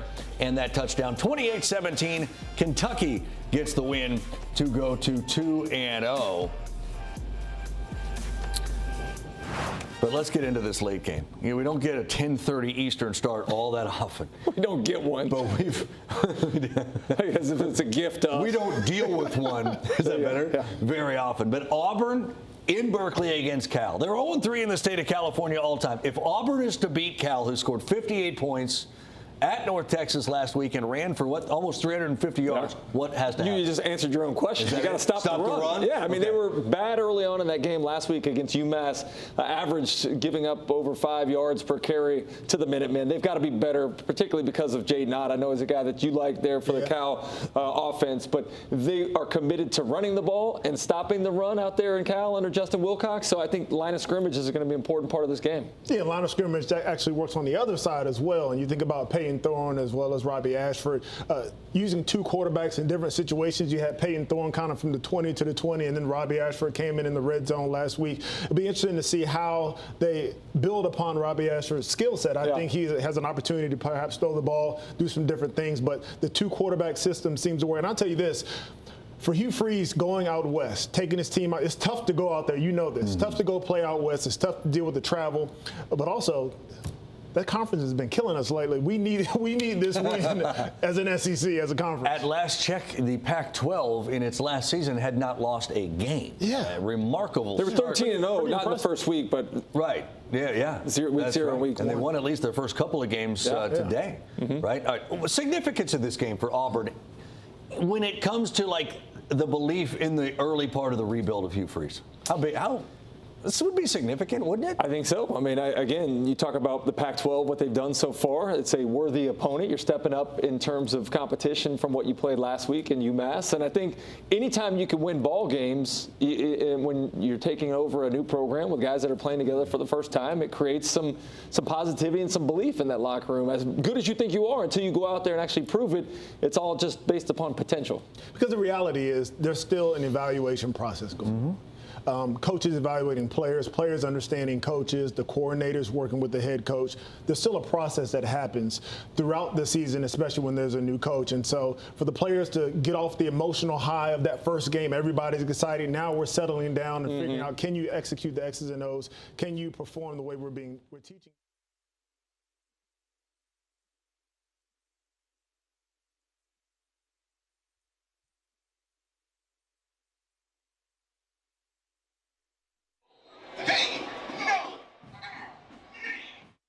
Kick 10:30 p.m. Eastern time. That Vandy game kicked and then stopped. Yes. And we waited forever. A lot of weather delays today. An early kick and an early stoppage. Yes, indeed. All right, the three of us right here with you when we're all done in Starkville. Of course, that's the primetime game, Mississippi State, Arizona. When that game is over, we got you for a little SEC football final.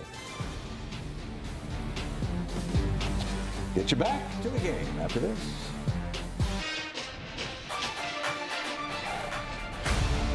Clay Matvick, Aaron Murray back here in Baton Rouge, 42-10. LSU leading Grambling at the half, 97,000 plus in attendance here tonight at Tiger Stadium for the first meeting between these two storied programs. SEC storylines, Aaron, coming into the season. Of course, Georgia, the national champions, defending for the second straight year. Can they three-peat? Alabama, they're in action right now, and LSU are kind of answering some questions here tonight about whether or not they can get back to Atlanta. Yeah, and Georgia just been 2 weeks of average football, I would say, for the Bulldogs. So they, got a first SEC game next week for South Carolina. Alabama's in a tussle right now with the Longhorns, but LSU, big bounce back week for them, and obviously they've impressed us here in the first half with what they're doing on the outside the football. Defensively, want to see them shore up that front seven against the run a little bit, but man, all three of these teams definitely still, even LSU with the loss this week, still everything right in front of them when it comes to getting to Atlanta and then being one of the Final Four teams competing for a national championship.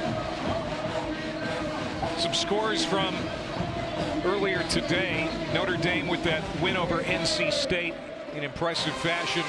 Nebraska looked really shoddy, especially at quarterback, as Coach Prime and the Buffaloes continue to take the world by storm. And Texas A&M loses to Miami. That's another chink in the armor of Jimbo Fisher and the Aggies down there in College Station. Can you find $80 million to get rid of Jimbo? I don't know. That's going to be the discussion if they don't start winning some of these games. And huge game and win for Miami as they look to rebuild. They look dominant, man. They look really physical at the line of scrimmage, especially that offensive line. We weren't sure if they could handle the front four of Texas A&M, and they kind of put a whooping on them.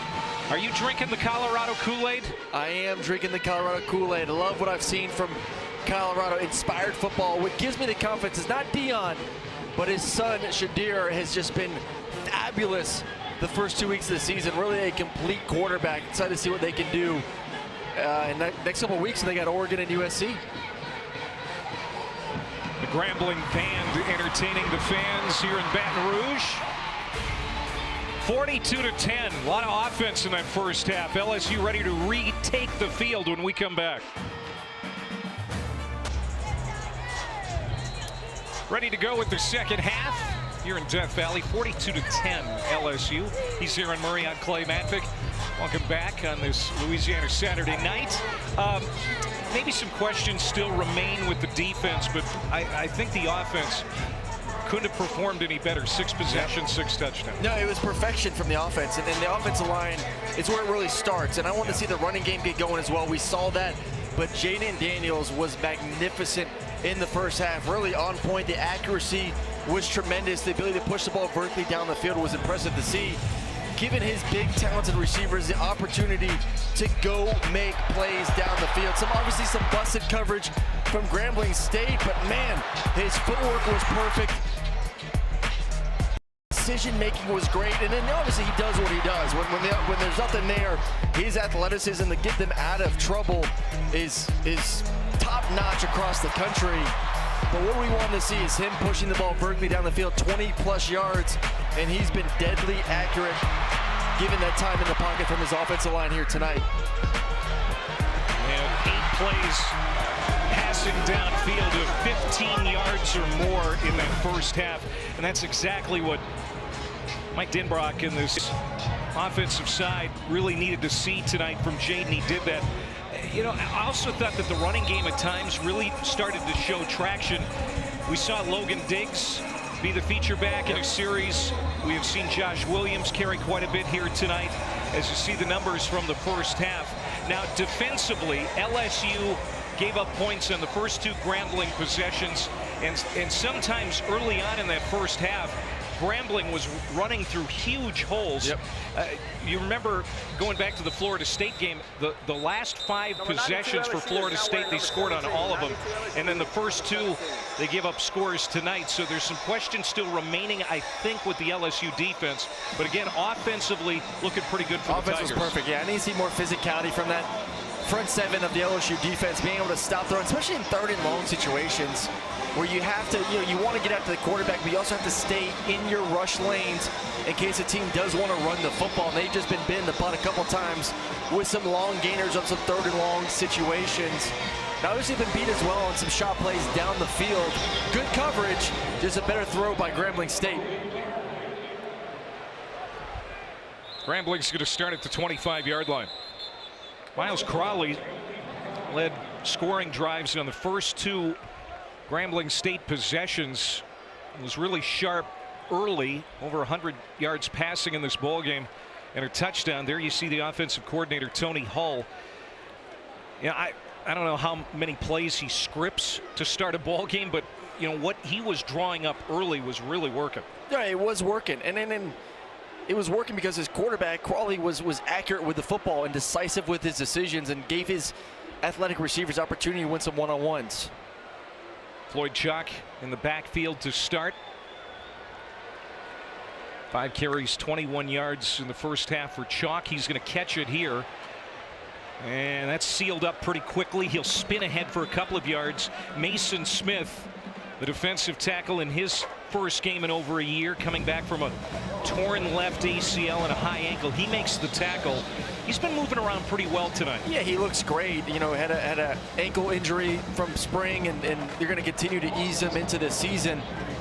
So just you think about what he could have done last year, what he could have done last week versus FSU, and we hit on what needs to be better. It's the run defense.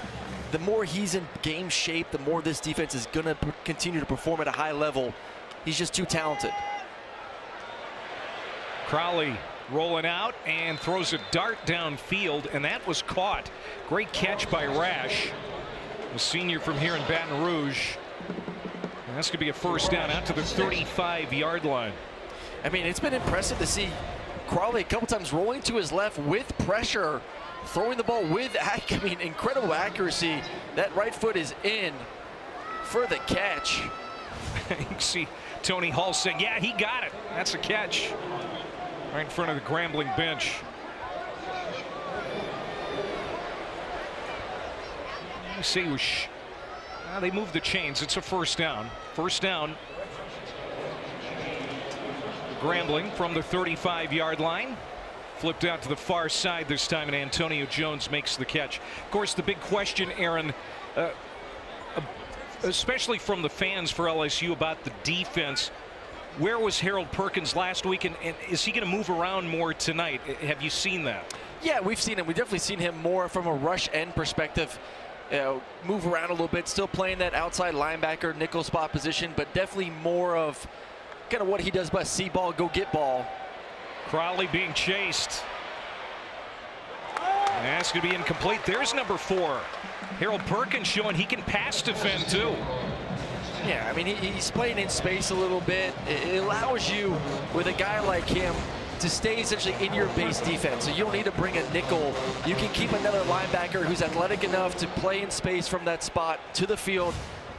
But in certain packages, which looks like right now, you're going to allow him to just get after the quarterback from that defensive end position.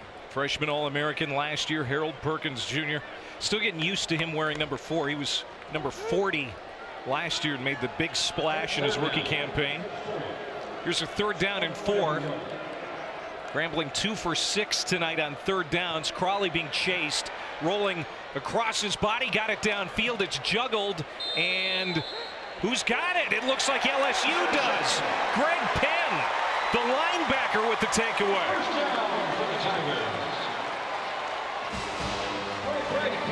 Come on, LSU Turnover. fans. Get up and cheer. You just had an interception. And once again, another accurate throw from Crawley, rolling to his left with pressure, puts it right on the receiver. You got to come up with that. And then tip drill time. Somehow, I think it lands on his lap, cradles it between his belly and his thighs. It doesn't look like from that angle the ball hit the ground at all. And a great catch from Greg Penn to get this offense the ball here early in the 3rd quarter. Taking a look at it, we'll see if we're going to get an official review. As of right now, it doesn't appear so. Garrett Nussmeier, the backup quarterback for LSU, is on the field ready to take over this offense as Jaden Daniels has had a career-high night, 5 touchdown passes. And they wanted to get a good look at Garrett Nussmeier. The ruling on the field of an interception is up for review. Yeah, they are going to look at it a little bit further. Make sure that Penn had indeed intercepted that football.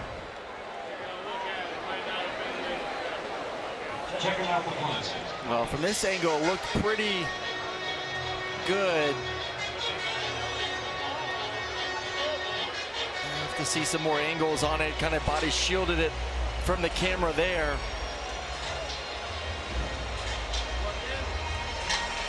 This will give us a good shot. I think he kind of cradles it. It stays in his belly, maybe between his legs as well. Yeah, I think so. Should be a pretty easy decision. Once again, what's called an interception on the field. Don't see anything that tells me otherwise. And a great play from number 30. That's great effort, too, from this LSU defense, especially early on in the 3rd quarter. Remember what the problem was in the 2nd half last week? Brian Kelly said, I just absolutely was disappointed with how this team came out for the 2nd half last week. Well, that's a good start here tonight. It's a great start here. And then that play right there. Make some plays when they present them to you. And you're going against a quarterback that's playing extremely well, too. I mean, let's give Miles Crawley some credit. Like, he's put some footballs in positions where the coverage is there. It's just a better pass in a spot where his receivers are able to make, you know, 50-50 opportunity go their way.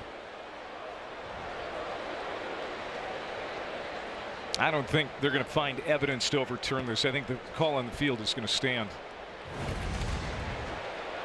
There's one more look. It's called an interception on the field. You just can't tell if it touched the turf from that angle and the other one either. I just think that this is going to stand. And if it does, it's the first turnover of the game for either side. And Garrett Nussmeier is poised to get his first work of the night at quarterback for LSU.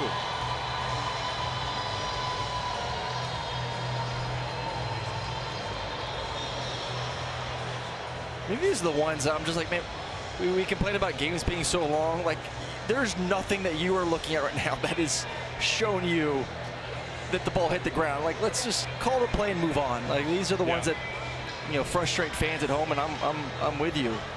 You know, it's pretty definitive. He made a heck of a play.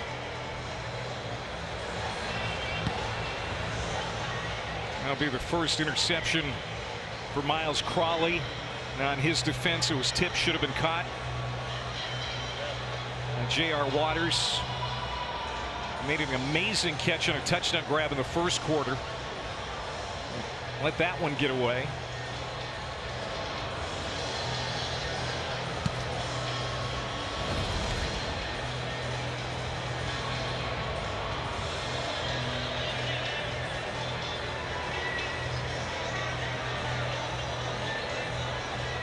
Again, see nothing there that will overturn the call on the field. Yeah, absolutely nothing. Maybe they got a different angle than us. I don't know. It looks. It's an interception. Strong adductors to squeeze that ball in. After further review, the ruling on the field stands. First down, LSU. So LSU will have it at their own 46-yard line after the takeaway by Greg Penn III, junior out of Baltimore, Maryland. Now Brian Kelly chewing on the official. I'm not exactly sure what for. Maybe because it took so long. I think that's indeed his beef, Aaron. I think it is too. I mean, let's go. Come on, see it enough. Make a decision. Let's play football. Garrett Nussmeier, the sophomore out of Lake Charles, Louisiana. Third year as the primary backup. Getting his first reps tonight. Finds a wide open man, caught at the 33. Malik Neighbors still on his feet, and now gang tackled at the 26-yard line.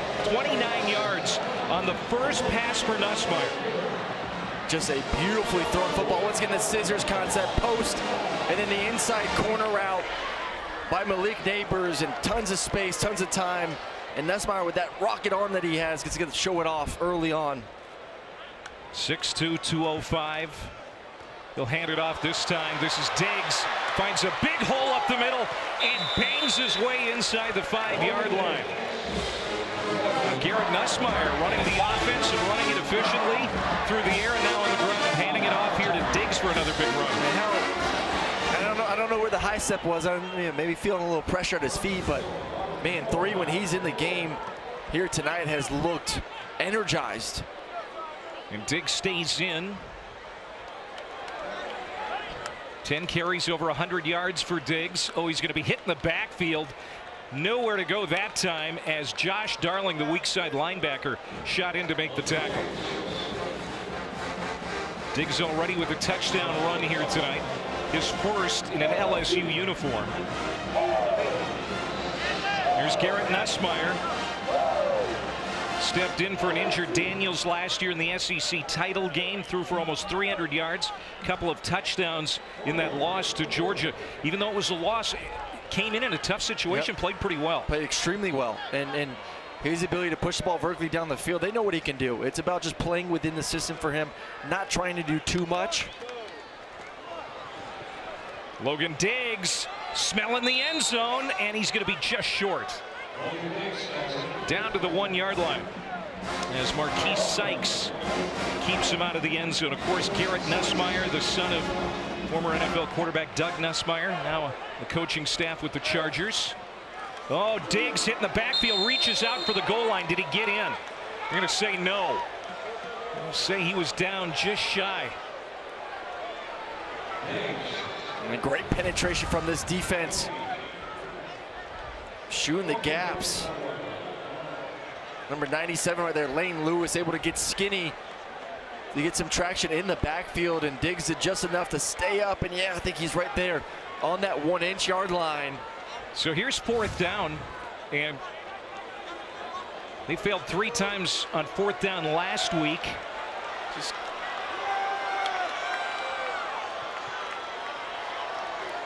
gonna try and sneak it in with Nussmeier, and they got it. Touchdown. Garrett Nussmeier runs this offense pretty smoothly on the opening series of the second half.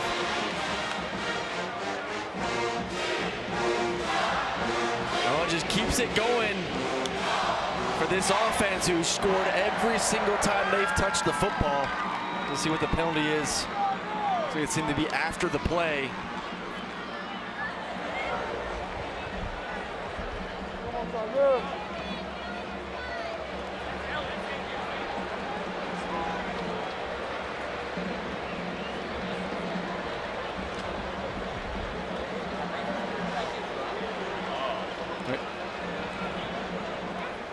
After the play, personal foul, unnecessary roughness, number 43 defense. That penalty will be enforced on the try, on the kickoff. Resulting plays a touchdown. 7th touchdown tonight for LSU. This one 6 plays, 54 yards, 259, as Nussmeier scores his first of the year.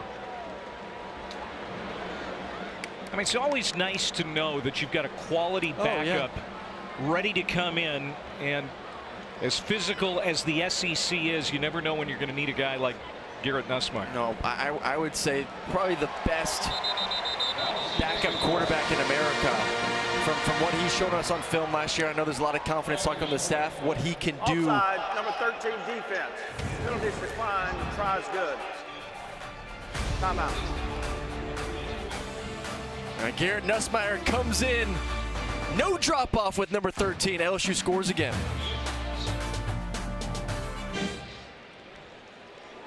Who says number 13 is unlucky? Garrett Nussmeier, backup quarterback for LSU, leading a scoring drive to make it 49-10. I mean, this one is right on the screws to Malik Neighbors. Logan Diggs also having a really good night in the backfield. I've been impressed with number 3. Yeah, for LSU, they're kind of sitting back after this game and even during this game right now saying, man, we got RB1 right now, the Notre Dame transfer. And I think you brought this up last drive, man, to have a reliable backup like Garrett Nussmeier in this conference, which is so physical, is an absolute must. Because of the penalty, Dybert kicking off from midfield. He's going to squib it, takes a hop, fielded at the 6-yard line, and oh my, big hit.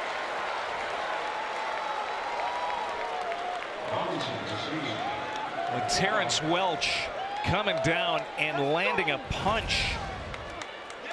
Beautifully executed squib kick down the field, and it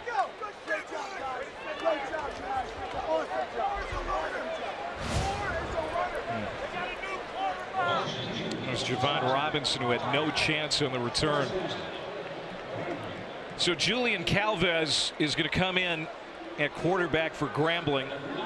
He was the starter most of last year, took over midway through the season. And Hugh Jackson told us it was a neck-and-neck battle between him and Crawley in camp. Crawley ultimately won the position.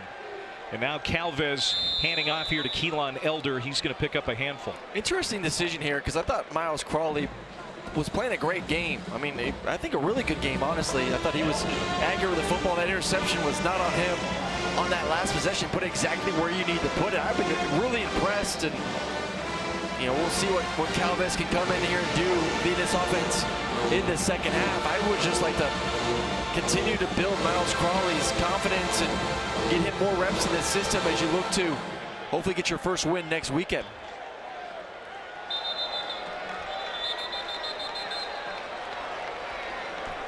False start, number 71, offense. Half the distance to the goal, still second down. Their penalty on Melvin Priestley. He's got a couple tonight. There's Miles Crawley. Maybe he's done for the night. 14 of 25, 148, a touchdown. You talked about that interception that was tipped. And again, I really enjoyed the way he came out again tonight. Much like he did against Hampton in the Brick City Classic. Was very accurate to start the game. Led 2 scoring drives to start the night for Grambling. From the end zone, Calvez has it batted down. Ovi Agofu, the jackback, 3 years at Notre Dame, 2 at Texas, now wearing an LSU uniform. Yeah, anticipating them being backed up. Ball's going to come out quick. Great job getting that initial burst and then elevating to knock the football down. 3rd and long situation, you're backed up. It's a little loud in here, the band's going. I expect some sort of screen or draw or handoff to the running back just to buy your punter some room. See if you can squeak out another one like you did in the first half. Now timeout, Grambling. First And we'll take it with him. Grambling. 8:27 to go in the 3rd. LSU's got Grambling backed up.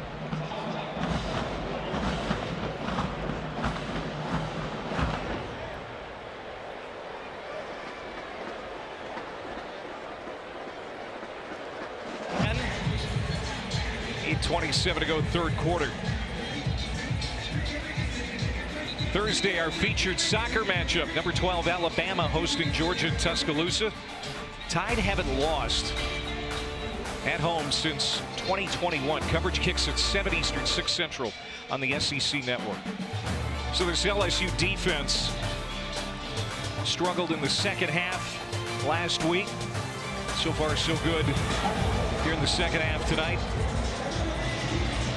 Had a takeaway on Grambling's first possession. Now Grambling stayed backed up deep in their own territory in a 3rd and 14 coming up. Dangerous spot. Dangerous. Run screen. Just buy a little time. Calvez, the backup quarterback, throws it to the outside, and that is going to be incomplete. Broken up nicely by Zy Alexander.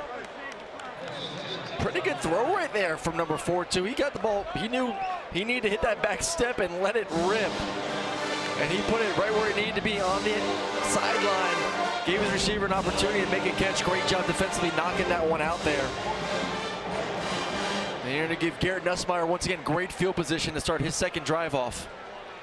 And, of course, punt returns have been an odyssey for LSU so far this season. This is Greg Clayton, ready to give LSU great field position. Isles gets it away. Low kick. Clayton has a lot of room. Goes to the far sideline, coming up the hash marks to the middle of the field and dives inside the 30-yard line. That's a good return. I mean, it's just an absolute line drive of a punt. When you're in punt protection, just asking for a pretty good return, which LSU got right there. And another Grambling player is down on the field.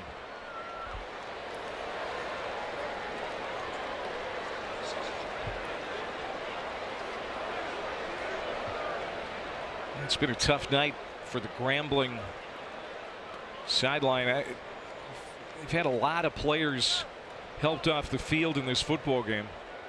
Injury timeout, 8:08 to go in the 3rd. Back in a moment.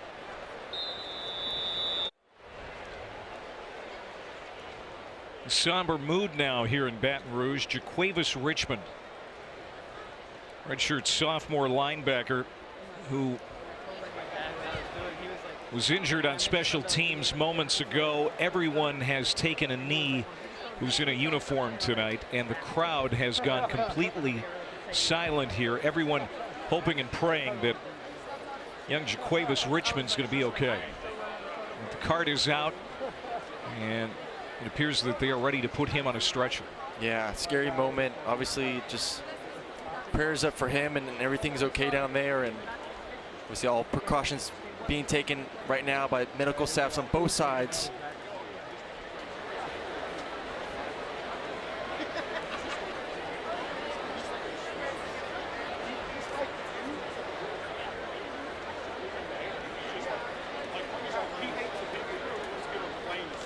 We'll take a break.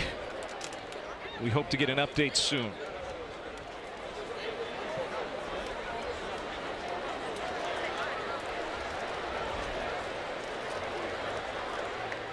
Good news to report. Sophomore linebacker Jaquavis Richmond of Grambling, who was injured on that special teams play moments ago, gave us the thumbs up. His eyes are open. He was smiling to Hugh Jackson, who came over. The entire team surrounded him just a little bit ago, and it appears that, you know, the worst isn't going to happen here tonight. Fingers crossed, fingers crossed. But definitely everyone pray for that young man as he gets carted off back into the locker room. Eyes open, thumbs up. Definitely good initial signs, though. Yes. And you can see Hugh Jackson pointing. Yep, everybody, it's going to be okay. At least we hope so. Garrett Nussmeier and LSU's offense with a 1st and 10. Great field position after the punt return by Clayton. Caleb Jackson. Well, I know backfield, but he got it into the hands of Aaron Anderson there. Well, I know the #1 throw that these quarterbacks are going to be working on come Monday, Tuesday is all these bubble screens. We've seen 3 of them now, all behind the receiver. They're having to turn around to make the catch. And listen, it's not easy, but you can drill it pretty good of making sure that you figure out a way to get that ball in front of the receiver so he doesn't have to fall down when he makes the catch. Been a good night for the passing game for LSU. They're going to stick it in the belly of Josh Williams. Williams drags. Actually, that's Caleb Jackson. Caleb Jackson, the big explosive true freshman, who gets it for a gain of 16. Yeah, and I thought we'd see a little bit more from Caleb Jackson earlier in this ball game. Kind of the anticipation was him and Logan Diggs will be getting significant reps, and now it's the freshman's opportunity here in the second half to make the most of those. He'll pile ahead again. You talked about it, Aaron. He had a great fall camp. He was a standout at Liberty Magnet here in Baton Rouge. Was injured his senior year of high school, but still he ran for over 2,000 yards, 29 touchdowns as a junior. That's what got him noticed. That's one of the main reasons he's at LSU. Second down and 7.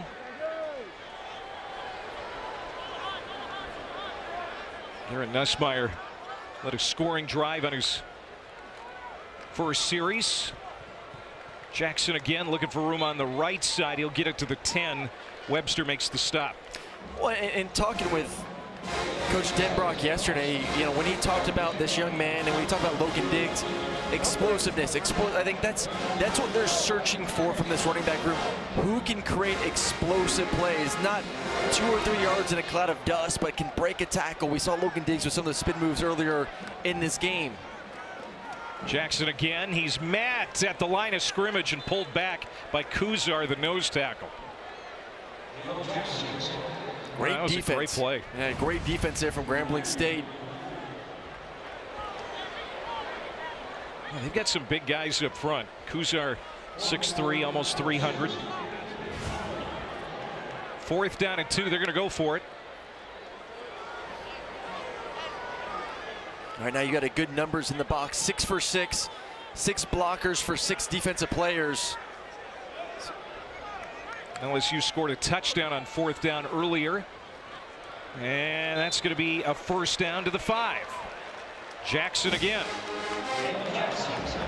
You got 8 scholarship running backs, and all of them are likely to play when it's all said and done. Which is crazy, which is great. You love being able to rotate, keep guys healthy, especially as you get into SEC play, which is going to be an absolute gauntlet. You get John Emery back next week to throw into that rotation as well.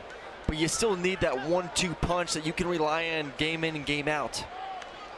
Tight end Pimpton goes in motion. They go back to Jackson. Jackson angles his way into the end zone from 5 yards out. First touchdown for Caleb Jackson as an LSU Tiger.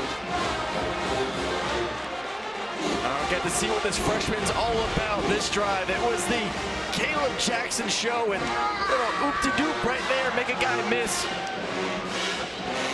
And then finds that hole, finds that crease to get in the end zone for his first touchdown. You saw one of the linemen out in front of him, Lance Hurd, who's also a freshman and having a good night.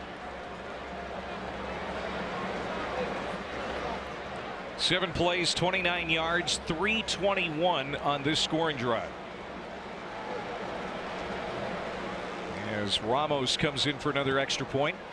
So LSU's had 8 possessions tonight. They've got 8 touchdowns. Not too shabby. Running back by committee, what you need in this league, and man, that was smooth. Just to be able to get the handoff while keeping your eyes up, to see the defender running free right in the hole, make a quick move, get north and south. That's a good feeling to get that first touchdown. And if you want to help people affected by Hurricane Idalia, donate at redcross.org/ESPN to help the Red Cross respond and help people recover. Folks in this part of the country know how to respond to hurricanes, that's for sure. So LSU on opening night here in Baton Rouge has put up 56 points. Offense has not been an issue. At times early in this game, some defensive setbacks, you might say. But Grambling hasn't scored since that field goal drive, their second possession late in the first quarter.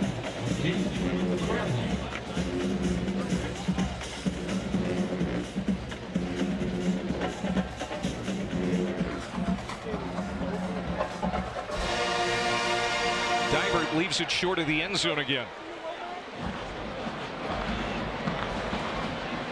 Coming back toward the middle of the field. This is Joshua Johnson. It's going to be another fairly long field for Grambling. So their start at the 19. We'll see who comes out at quarterback. Special teams has been special for LSU, especially the kickoff. Those guys are flying down the field throughout this game. And listen, when you get to the spot LSU was, when you win the West, obviously, just like we talked about with Jaden, beginning of the game, like everyone's bar has been risen. Like you get critiqued for the littlest things, and that's why, you know, Coach Kelly's so hard on them, and we've been a little bit hard at times about this defense because there is an expectation now of year 2 under Coach Kelly, all the talent back, all the guys you got in the portal. You should be seeing this team taking that next step. It's going to be a Grambling false start. Number 71, offense, 5-yard penalty, still first down. I think that's the 3rd penalty on number 71, Melvin Priestley. And he's their best offensive lineman.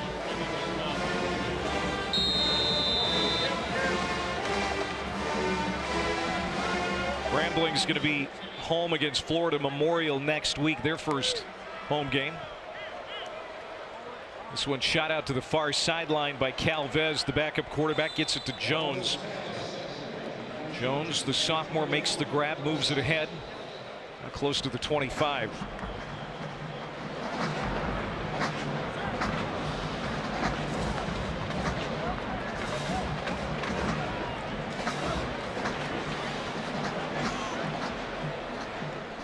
LSU's defense has got some different personnel in there too now. There's another set of flags raining in. Right now, too, you're worried about new quarterback, new cadence. You know, that throws an offensive line off, too, when you're hearing one guy for one half. Start, number 54 and 84 offense. 5-yard penalty, still second down. That's why whenever you're the backup quarterback, you have to learn the rhythm of the starting quarterback because these are the problems you have when you get a backup that comes in there and the offensive line gets used to some sort of cadence with QB1, and if QB2 can't duplicate that, you're going to have some problems just getting a snap off. 11 penalties for the Grambling State Tigers. Floyd Chalk. It's another handoff. Get it back to the line of scrimmage. Whit Weeks, true freshman linebacker, makes the tackle. They really like number 40 for LSU. Whit Weeks, true freshman out of Watkinsville, Georgia. His brother West, of course, also an LSU linebacker. Yeah, they said sky's the limit for this young man. Tough kid, gritty kid, loves to get in there, get dirty in the run game. Athletic enough to back up and into the pass game as well. Bright future for number 40. He's out there with his brother West right now, number 33. Stepping up, Calvez. Pocket collapses around him as LSU gets home. Jordan Jefferson, the West Virginia transfer, was the first one to the quarterback. Yeah, nothing there. Zone coverage on the back end. Everything's just completely gobbled up. And then the big man gobbles up the quarterback there. Another 3 and out for this defense. That this second half has just been terrifying for the new quarterback. First sack tonight for the LSU defense, and Grambling's going to have to punt. Jimmy Isles from inside the 5-yard line. Aaron Anderson, who muffed a punt last week. Brian Kelly said he's going to be great. They are sticking with Aaron Anderson on this special teams unit. Calls for the fair catch here, and LSU will have it at the 41. That's good to see there, too. I mean, Aaron Anderson, very fast out of New Orleans. Brian Kelly was asked by several reporters this week if, you know, Aaron Anderson's going to get more chances to return punts, and he said absolutely.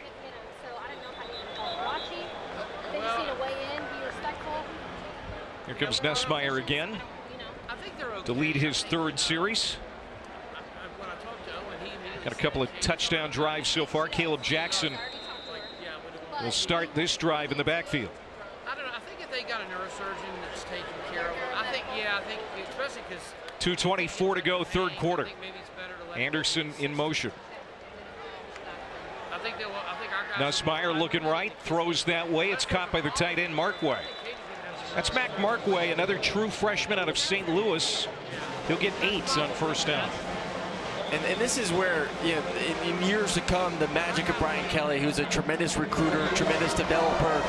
Obviously, they've hit the portal well, but you still want to be able to bring in freshmen and develop them the way you want to develop them, and that's why he's so excited about this class and the classes going forward. Jackson is going to be faked the handoff, and that pass incomplete to Sampson. Well, that was a great fake by Nussmeier. It looked like Jackson was taking it right into the teeth of the defense, and Nussmeier pulled it quickly. That was nearly right on the money for a touchdown. It wasn't near. That was right on the money. You got to catch that ball. I think even maybe Sampson, the receiver, wasn't fully ready. Maybe kind of surprised him seeing that ball come out of his quarterback's hands, and just hands were not up ready to go to make the snag for what would have been a nice, easy walk-in touchdown for yet another freshman in Shelton Sampson. That was deceptive. Nussmeier really sold the fake. 3rd down and 2, and another flag.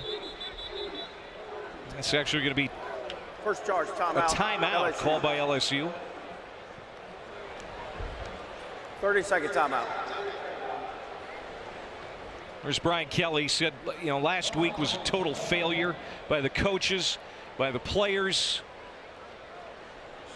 Knew he had to see things improve pretty quickly here tonight. And I think for the most part he has. As this schedule looms at Mississippi State next week on ESPN, and then right after that 4 more SEC games before stepping out of conference. Yeah, the grind is about to begin, which is why it's good to get some guys healthy, figure out what you want to do with Harold Perkins on the defense side of the football, get this running back room situated. There's a lot of excitement for this LSU team heading into the season, and for good reasons. There's very few holes to pick at. Still need to shore up that back end secondary-wise, but, man, you got a really good quarterback, deep at running back, talented receivers, good offensive line. Jackson. He's been good tonight, showing off his skills as he bangs to the 30-yard line. That's a 20-yard run for the freshman from Baton Rouge. Yeah, man, I'm telling you, man, if they were healthy last week at running back, I don't know if they would have beat Florida State, because Florida State is a really good football team. But those guys, Logan Diggs and Caleb Jackson, sure would have made a difference in that game. And still the goal is going to be, can we not make Jaden our leading rusher this season? Hitting the backfield this time, still plows ahead to get a yard, maybe 2. Blaze Zito made the stop. Yeah, Jaden Daniels, as great as he is with his feet, 9 out of the 15 games coming into tonight that he's been the starting quarterback for LSU, he's been the leading rusher. Yeah, I know he's great, and it's part of his game, and it's special, but let that just happen. When things aren't there, let him run. Not as much quarterback design run. If you got great running backs, you're not going to have to utilize that as much for Mike Denbrock. From inside the 30, Nussmeier hands off. Final half minute. Logan Diggs back in the game, carries ahead for 6 yards, about a yard shy of the first down marker. So it'll be 3rd down. Like a helmet came off.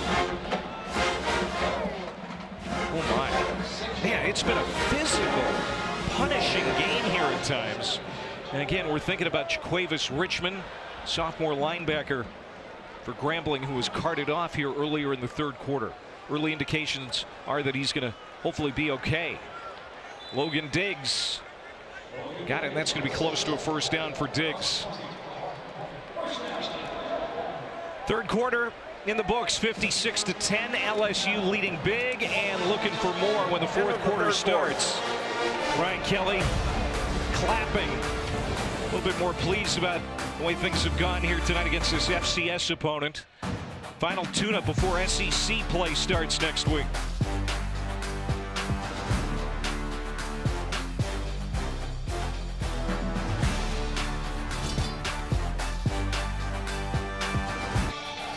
It's been a good night in Baton Rouge, Louisiana for the LSU Tigers. 2019, their most recent national championship. Of course, Joe Burrow leading that charge. He's a richer man by quite a bit. $275 million contract he just inked. How about that? Much deserved. That guy is, man, is he good. Nussmeier pretty good too, going to the end zone, looking for Sampson off his hands. That's the second time that Sampson has had a ball on his hands. Nussmeier kind of smiling, looking over. Hey, that was right there. I mean, just drops it. Santa Claus down the chimney, back in the end zone. Got to come up with that catch. We've had a couple drops for Nuss. He's trying to give presents. Nussmeier hands it off. This will be Caleb Jackson again. Sheldon Sampson, another true freshman from here in Baton Rouge. He was the most accomplished wide receiver in the history of Catholic high school here in town. 2,500 yards, 31 touchdowns in his career. Another young player that, you know, LSU's fired up about, but he's had a couple of drops here in the second half. Yeah, again, hopefully those jitters out a little bit, but man, when you talk about a deep receiving room, you do not want to be dropping passes because you may not be seeing much of the field. Nussmeier gets it to Anderson. Anderson on the tunnel screen. Changes field. He's got a first down, and he's inside the 5-yard line. Boy, Anderson, a great job putting on the brakes and going back the other way. Well, they said force feed one, force feed one. You know, and we've seen a couple of these now from him and some jet sweeps where, man, it is just an explosion if you give him any sort of daylight after the catch. I mean, I'm just so impressed with this receiving core. They are, I know we talk about Ohio State and Texas has a really good receiving core that's had their night tonight versus Alabama, but man, LSU is 5-6 deep plus a really good tight end. And now Jackson picking his way, has it. Backs his way into the end zone for the touchdown. 3-yard touchdown run for Caleb Jackson. And that's his second.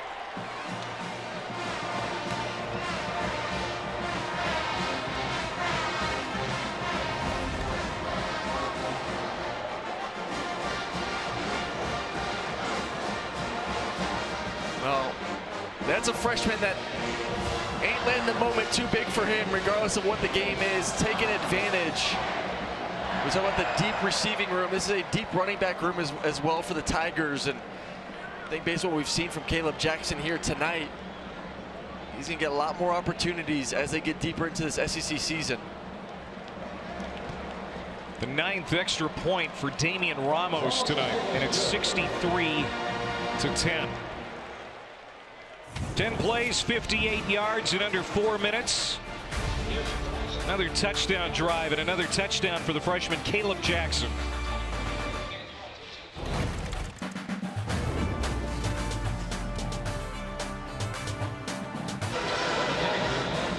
Caleb Jackson, the night that the rookie won't forget it. 2-touchdown evening, 63-10 now.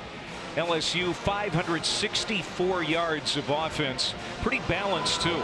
Yeah, very balanced, which is completely opposite of what we saw in that week 1 loss against Florida State, where you know, it was the Jaden Daniels show. He had to do everything.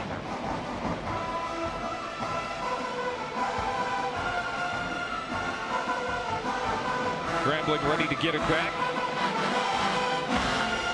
Dybert short of the end zone. We haven't seen many touchbacks here tonight. Marquise Britton, the transfer from Incarnate Word, gets it to the 21-yard line with 13:23 to go.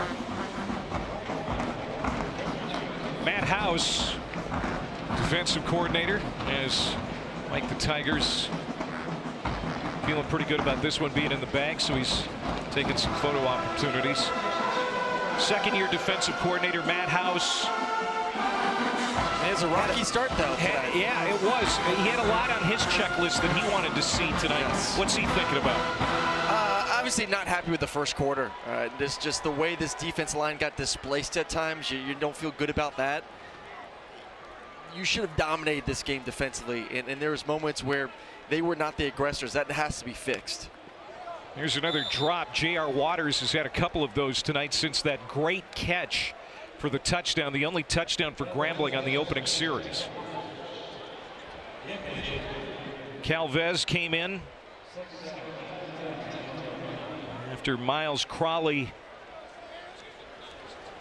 played most of the first half.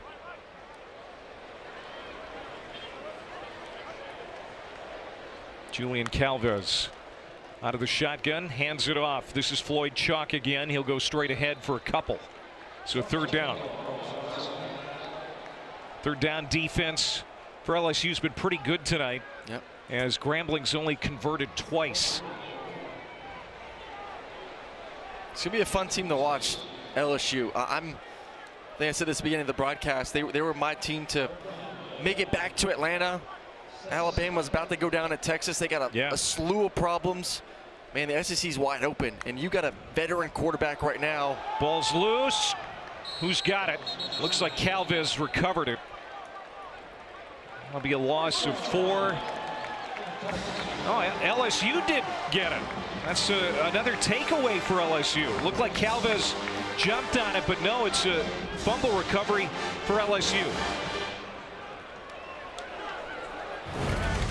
Let's go, Rick! Just snap issue. Yeah, LSU jumped right on that one. It's Jalen Lee, transfer from Florida, the defensive tackle, with the second turnover tonight forced by this defense. I know there's a lot of LSU fans after last weekend that are kind of down in the dumps. Obviously, you lose to FSU and kind of say, man, you know, I thought this was going to be our year. I think right now you look at the SEC in the West and kind of say it's up for grabs. Ole Miss was very vulnerable today versus Tulane. Texas A&M's got trouble. Texas A&M just lost. Alabama just lost at home in Tuscaloosa. LSU needs to be walking away tonight feeling pretty good about their chances. It's going to be a tough road, no doubt about it. Ricky Collins now the third quarterback for LSU. True freshman. He's going to run. He's got great wheels, kind of like Jaden Daniels in that regard. Dives to the 13-yard line. He's a product of Woodlawn High School here in town. And you can see he can make plays with his feet. Yeah, he's you know, we asked the coaching staff, what should we expect? And they said, he's going to be more like Jaden. He's a great runner. And, worked his tail off this summer and fall camp, and we've seen the progress of getting through his reads, maturing. But man, he can pull it down and hurt you with his legs. Pop pass to Anderson. Anderson so good at this. Oh, he is upended. Cut down inside the 15-yard line by David Jones. The freshman safety coming up and just upending Anderson. He landed on his head. It is hard to get underneath number 1, who's 5'8", 190 pounds. You got to get low to take Aaron Anderson out at the legs. Mike Denbrock, the offensive coordinator. Hoping his true freshman can pick up this third down. He'll hand it off, and it will be a first down for Noah Kane, the Penn State transfer, making an appearance here in the fourth quarter. There's Mike. And has to be very pleased with his unit tonight. Well, I would say pleased with a lot of the young talent too. We hit on it earlier. Lance Hurd moving to the right tackle position. Emory Jones moving into the right guard position. Timeout, LSU. We'll take a timeout too. 11-11 to go here on this Saturday night in Baton Rouge. Coming up, the SEC football final crew will take us through their second Saturday in the SEC. 10:30 Eastern, 9:30 Central on the SEC Network. That's after Arizona at Mississippi State. It's not an easy game for the Bulldogs. No. The Pac-12 has been absolutely outstanding in the early going of this season. We'll see what Arizona can do. Oh, what's this guy doing here? Wow, that looks like it hurts, my little man. On the concrete. He's young, he can handle it, right? Well, yeah, and he weighs a lot less than us, so there's not as much impact. Yeah. At least me. Noah Kane taking it around the left end, and he's going to be stopped short of the goal line. Noah Kane, the senior, had a 1-yard touchdown run last week. We've seen Logan Diggs, Caleb Jackson, Josh Williams, Noah Kane from that LSU backfield. Second down and goal. And it is Kane walking in for the touchdown. Every drive tonight has resulted in a touchdown for LSU. You remember last week, was it Oregon who put up, what, 80 points, something like that? Yep. Was it versus Portland State, I believe? And Ole Miss did that, I think, too, right? Yeah, but not to Oregon extent. I mean, this feels like that of that type of game. I mean, you could not script it any better if you're Mike Denbrock of coming out here and executing a game plan to perfection. I mean, just absolutely perfect, scoring on every single drive, regardless of the running back, quarterback, offensive line. And that's a nice round number to look at. 70-10 LSU. Let's take a look at the AP top 10. Of course, Georgia taking care of Ball State today. Georgia, you talked about it, Aaron, during halftime. You know, didn't look great in the first quarter offensively, but they got things together and took care of Ball State. And Michigan goes to 2-0. Alabama, you just talked about the loss. You know, Nick Saban's not going to be happy after this one tonight. Oof, oof. I mean, at home, and they just got bullied by the Longhorns, and people screaming. How about two big brands with two big wins today? Miami, Texas, you know, kind of been non-existent for a while. All of a sudden, Texas takes out Alabama on the road. Miami with a huge win versus A&M at home, and all of a sudden, you know, that's good for college football. And then Florida State last week. I mean, three big brands right now are playing really well to start the season. That's great for our game. Tennessee 2-0 on the year.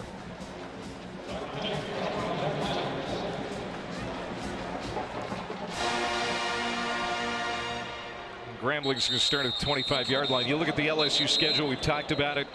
You know, it's not an easy way to start the year, too, for LSU, Aaron, because they've only got 2 home games the first month and a half of the season, and this is one of them. Yeah, it's you know, it's hard when you get that neutral site. Here too, playing Southern Cal, neutral site there in Vegas, I believe. So, you know, they like to challenge themselves. You know, going forward, you can do that a little bit more with a 12-team playoff, and your room for error significantly goes down to start the season off. Makes it really tough for you. Well, Brian Kelly said there was a mental disconnect at times last week in Orlando. Said there was no sense of urgency coming out of the locker room at halftime. Of course, it's an FCS opponent, but done all the right things tonight. Dejon Richard getting a carry for the first time tonight out of the Grambling backfield. He's out of Patterson, Louisiana. He's their biggest back, Southern Miss transfer. Picks up 3, second down and 7. So coming up on 10 minutes to go. Another run for Richard. And no gain. That's Fitzgerald West, redshirt freshman defensive tackle, making a stop, number 68 for LSU. And when you look at LSU's schedule going forward to, you know, Mississippi State, Arkansas, Ole Miss, Missouri, Auburn, Army, this is valuable game experience for these freshmen, these backups, to get some tape in. You know, this is. You know, I know it could seem long for the starters who have been on the bench for a couple of quarters, but I know they're cheering their backup guys on, the freshmen on. Always exciting to see those young guys get out there for the first time on the field in live situations and then go back and get some film on them. That's going to be incomplete. Intended for Nigel Lanier, who played at Tennessee last year. And it's going to be 4th down. And now I expect to see a heavy dose of the LSU run game to eat as much clock as the Tigers can to get this one over. Greg Clayton goes back to return the punt.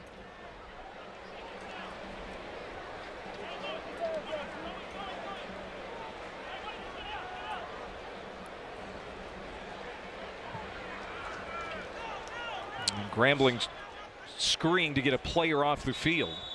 Now they've got 11, and that's going to be a delay of game. Delay of game. Offense. 5-yard penalty. Still 4th down. Penalty number 12 on the night for Hugh Jackson's group. And that look on his face kind of says it all.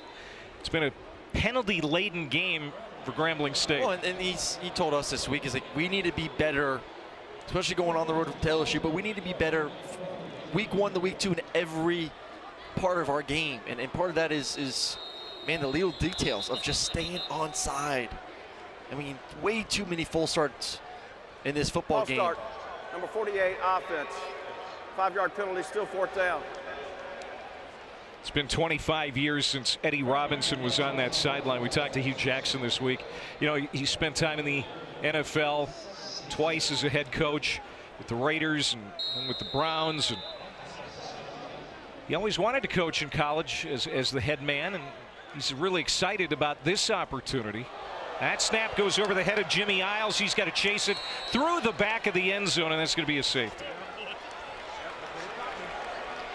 I mean, LSU right now they beat that 80-point mark at this point. 9 minutes to go in the game. Add another 2 points with the safety. Woo! It is all LSU. Can't be stopped tonight.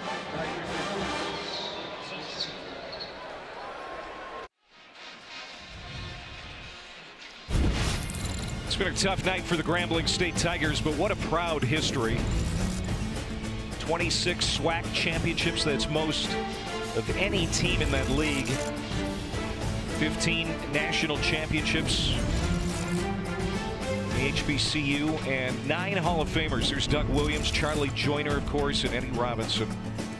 Great man, 408 wins. The late, great Eddie would have loved to see his Tigers take on the Tigers here tonight. Now Hugh Jackson, of course, running the program in his 2nd year.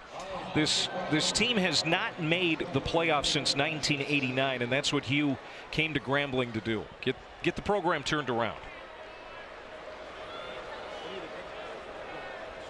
After the safety, here's the free kick. LSU to get it back with 9:15 to go. He'll take it back up the middle with Clayton, and he'll get it to the 41-yard line. So we've seen 3 quarterbacks tonight. Jaden Daniels, he looked really good. 269 yards passing, 5 touchdowns. That's a career high. Garrett Nussmeier was in for a few series. He ran the offense very efficiently, and now Ricky Collins getting some work here in the 4th quarter. The true freshman out of Baton Rouge, Woodlawn High School. Mike Denbrock said he grew a ton over the summer. He was an early enrollee, Aaron, and you know, for those freshmen, that's really important to get in early so you can get a part of that spring practice. Well, especially for the quarterback position, there's just so much more to learn, because you got to learn your spot, but you got to learn the receivers, the offensive line, the checks, the terminology. There's just a lot that goes into it. Yeah, the more reps you get in spring, more opportunities you're going to get to play early in the season like this in mop-up time. Collins hands off to Noah Kane. What a touchdown on the last series. Gets it to the 46-yard line, and he's pushed out of bounds. 14-yard run into Grambling territory.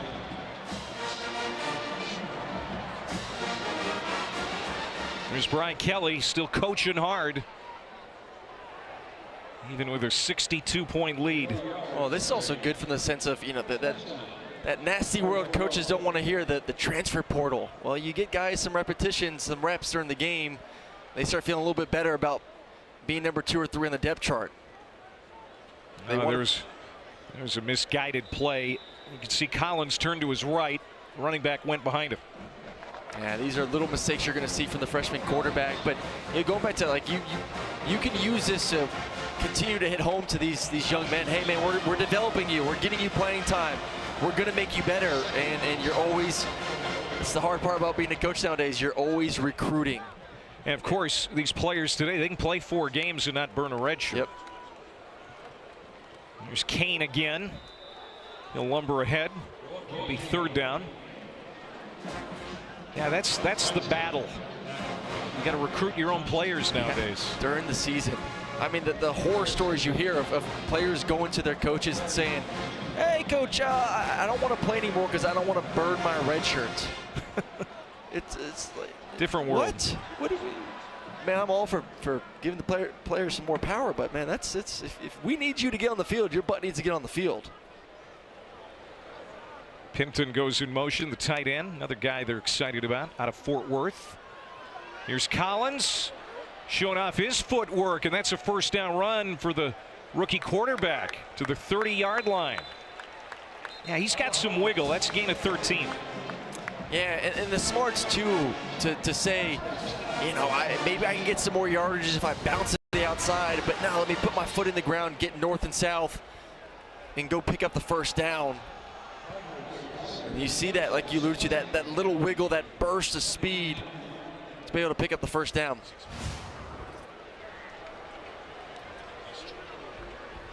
"22 players took the field last week for the first time in LSU uniform. That number has been added to here tonight, getting, you know, first reps. That's Johnson making the tackle. You know, 11 true freshmen last week, 11 transfers. And Brian Kelly wasn't making excuses after the loss, but he said, hey, just so you know, there were a lot of guys that were in an LSU uniform for the first time last week. Yeah. A lot of, I mean, they had to rebuild this roster when he took over. I mean, I remember the bowl game from a couple years ago. They had like high 30s players on scholarship at the time. I mean, he had to come here and revamp everything. It was just amazing to see him put field a competitive team last year. A lot of people had them as the 6th or 7th team in the SEC West, and they go and win it. But still, a lot of work had to be done to continue to build this roster. And now all of a sudden expectations are sky high of, hey, you did in year 1, go do it in year 2. And you know, he feels that pressure from the fan base. Doesn't help that, you know, your women's basketball team won a natty, your baseball team won a natty. Yep. And everyone's looking at him saying, hey, well, football gonna win one now? It's year 2. Kim Mulkey in attendance here tonight. Saw her and Angel Reese walking around pregame. Taking this play clock down as far as they can before they snap it. Trying to get out of here. Coming up on 5 minutes, Caleb Jackson back in the game. He's had a nice night, couple of touchdowns. Collins sprinting out, he'll throw it, and that is complete, and that's caught by the tight end Pimpton. Man, he's a big guy, 6'6", 242. You can just see that he's a future red zone weapon, perhaps. Yeah, that tight end position, be able to move those guys around, and they got a great one right now in Mason Taylor that is, you know, what you want out of a tight end position. So they have to get to see him day in and day out, how he works, how they use him in this offense, and then those guys go out there and try to emulate that as much as they can. So 4th down, and we'll call it 5 here. Go for it, obviously, nothing to lose. Keeping the offense on the field, 4:27 to go. And that is going to be short of the first down, and so Grambling will take over. LSU fell 9 spots to number 14 after that loss last week. They're not going to impress too many people with this easy win here tonight, but they're getting back on the right track, that's for sure. You know, Brian Kelly said last week, Aaron, you know, not the football team I thought we were after losing in Orlando. What do you think he's going to be thinking after this one? I think he's, once again, like when I don't know if they know the scores in these other games across the SEC, but I think you're going to see a team that was in the dumps last week, losing to FSU, kind of go back and say, hey, it's wide open, boys. Yeah. It's wide open.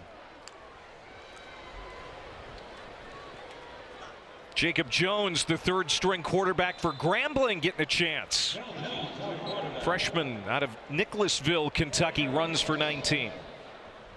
So I think that's the biggest selling point. I mean, you smell blood in the water. You know that, hey man, we're not the only team that isn't perfect, that needs to grow. And you know, at the end of the day, if you win the SEC, you're in.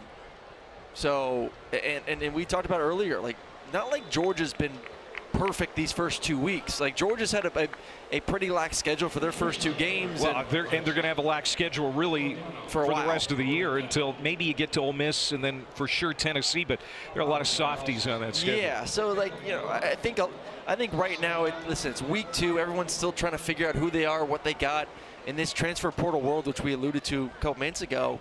And these are brand new ball teams, brand new issues. So I think LSU right now is still in a great spot because it's already been a kooky first 2 weeks of the season. I think there's a lot more craziness that's going to happen this year. Keeper for the quarterback, Jones, now running to the near sideline. He's into LSU territory. He's hit at the sideline, driven out of bounds. It'll be a first down here for Grambling. 72-10. Under 3 minutes to go. LSU is going to even up their record at 1-1. And I wonder if we're going to see more of this now. Last year, LSU played Southern. Now this year played Grambling for the first time. And wonder if LSU and Grambling will meet again in the somewhat near future. I think after tonight, I don't know if Grambling wants that anymore is the problem. Yeah, but it really helps their athletic department, yes, and you know why. I get that. Yes, yes. It financially does, and these games are needed for it not being an exciting game, and this stadium being about 90,000 people now dwindling to maybe a couple thousand still left. Man, there have been some great athletes come out of Grambling. We talked about Doug Williams earlier, Willie Brown, Everson Walls, Ronnie Coleman. How about Willis Reed, the great New York Knick?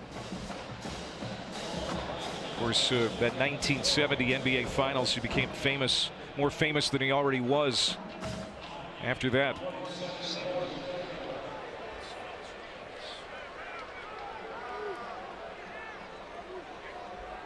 .622 yards of offense for LSU.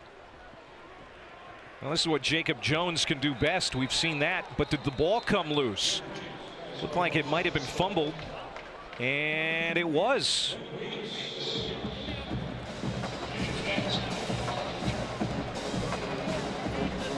Well, they're gonna stay with it. Grambling recovered it apparently.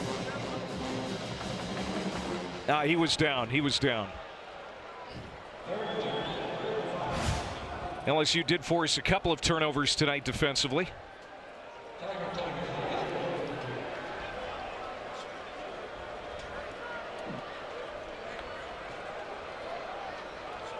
You and I are going to be at Auburn next week. Check out those Tigers. And timeout. Second charge timeout, Grambling. With 50 seconds to go. 30-second timeout. Another reminder, next week, busy Saturday in the SEC. Missouri will meet K-State. K-State winning today. Texas A&M over Louisiana Monroe. Will play Louisiana Monroe at 4 Eastern next week. Samford and Auburn.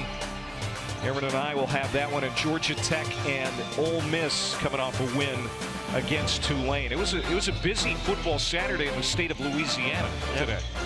Yeah, that Ole Miss-Tulane game was a little nerve-wracking for Ole Miss fans who are accustomed to seeing Judkins and a Lane Miss offense run the ball effectively over and over and over again, and it really took them a while to get any sort of explosion going on that side of the football. Tulane was without their starting quarterback and still played pretty well.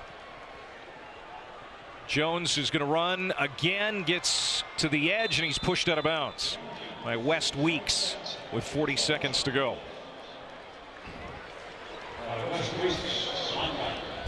Sure hope that the Grambling linebacker Jaquavis Richmond is okay. He took that hit to the head on special teams here in the second half and was taken off by stretcher. The early indications were positive, so we can only hope for the best. Grambling going to try and stick it in the end zone here in the final minute. Jacob Jones sets in the pocket. He's going to throw toward the end zone. Some contact. Lands incomplete. Ashton Stamps, freshman corner, was there covering Guidry.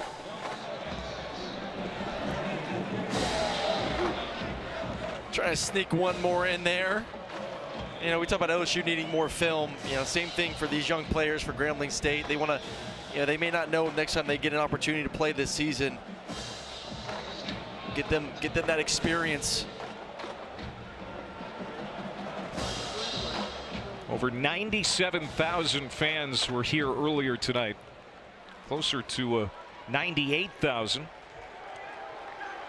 And that's probably going to do it. LSU gets its first win of the season here tonight over Grambling. 72-10. Are they going to run another play? They might. Why not? We'll see if Hugh Jackson calls off the offense here. That's it. Ball game. 72-10, the final. LSU Into the fourth quarter. had a rough week last week in Orlando, but things went pretty well tonight. Brian Kelly coming across the field to shake Hugh Jackson's hand. We'll see if LSU and Grambling meet again. This was the first time, and it went very well for the Bayou Bengals. Final thoughts, Aaron? Yeah, for LSU, this is, you know, nothing you write home about, but it's a win, and you feel good. And now it's SEC play starting next week for them, so get back to the drawing boards. But the depth on both sides, I feel better about if I'm a Tigers fan. 622 yards of offense, a career night for Jaden Daniels, the quarterback.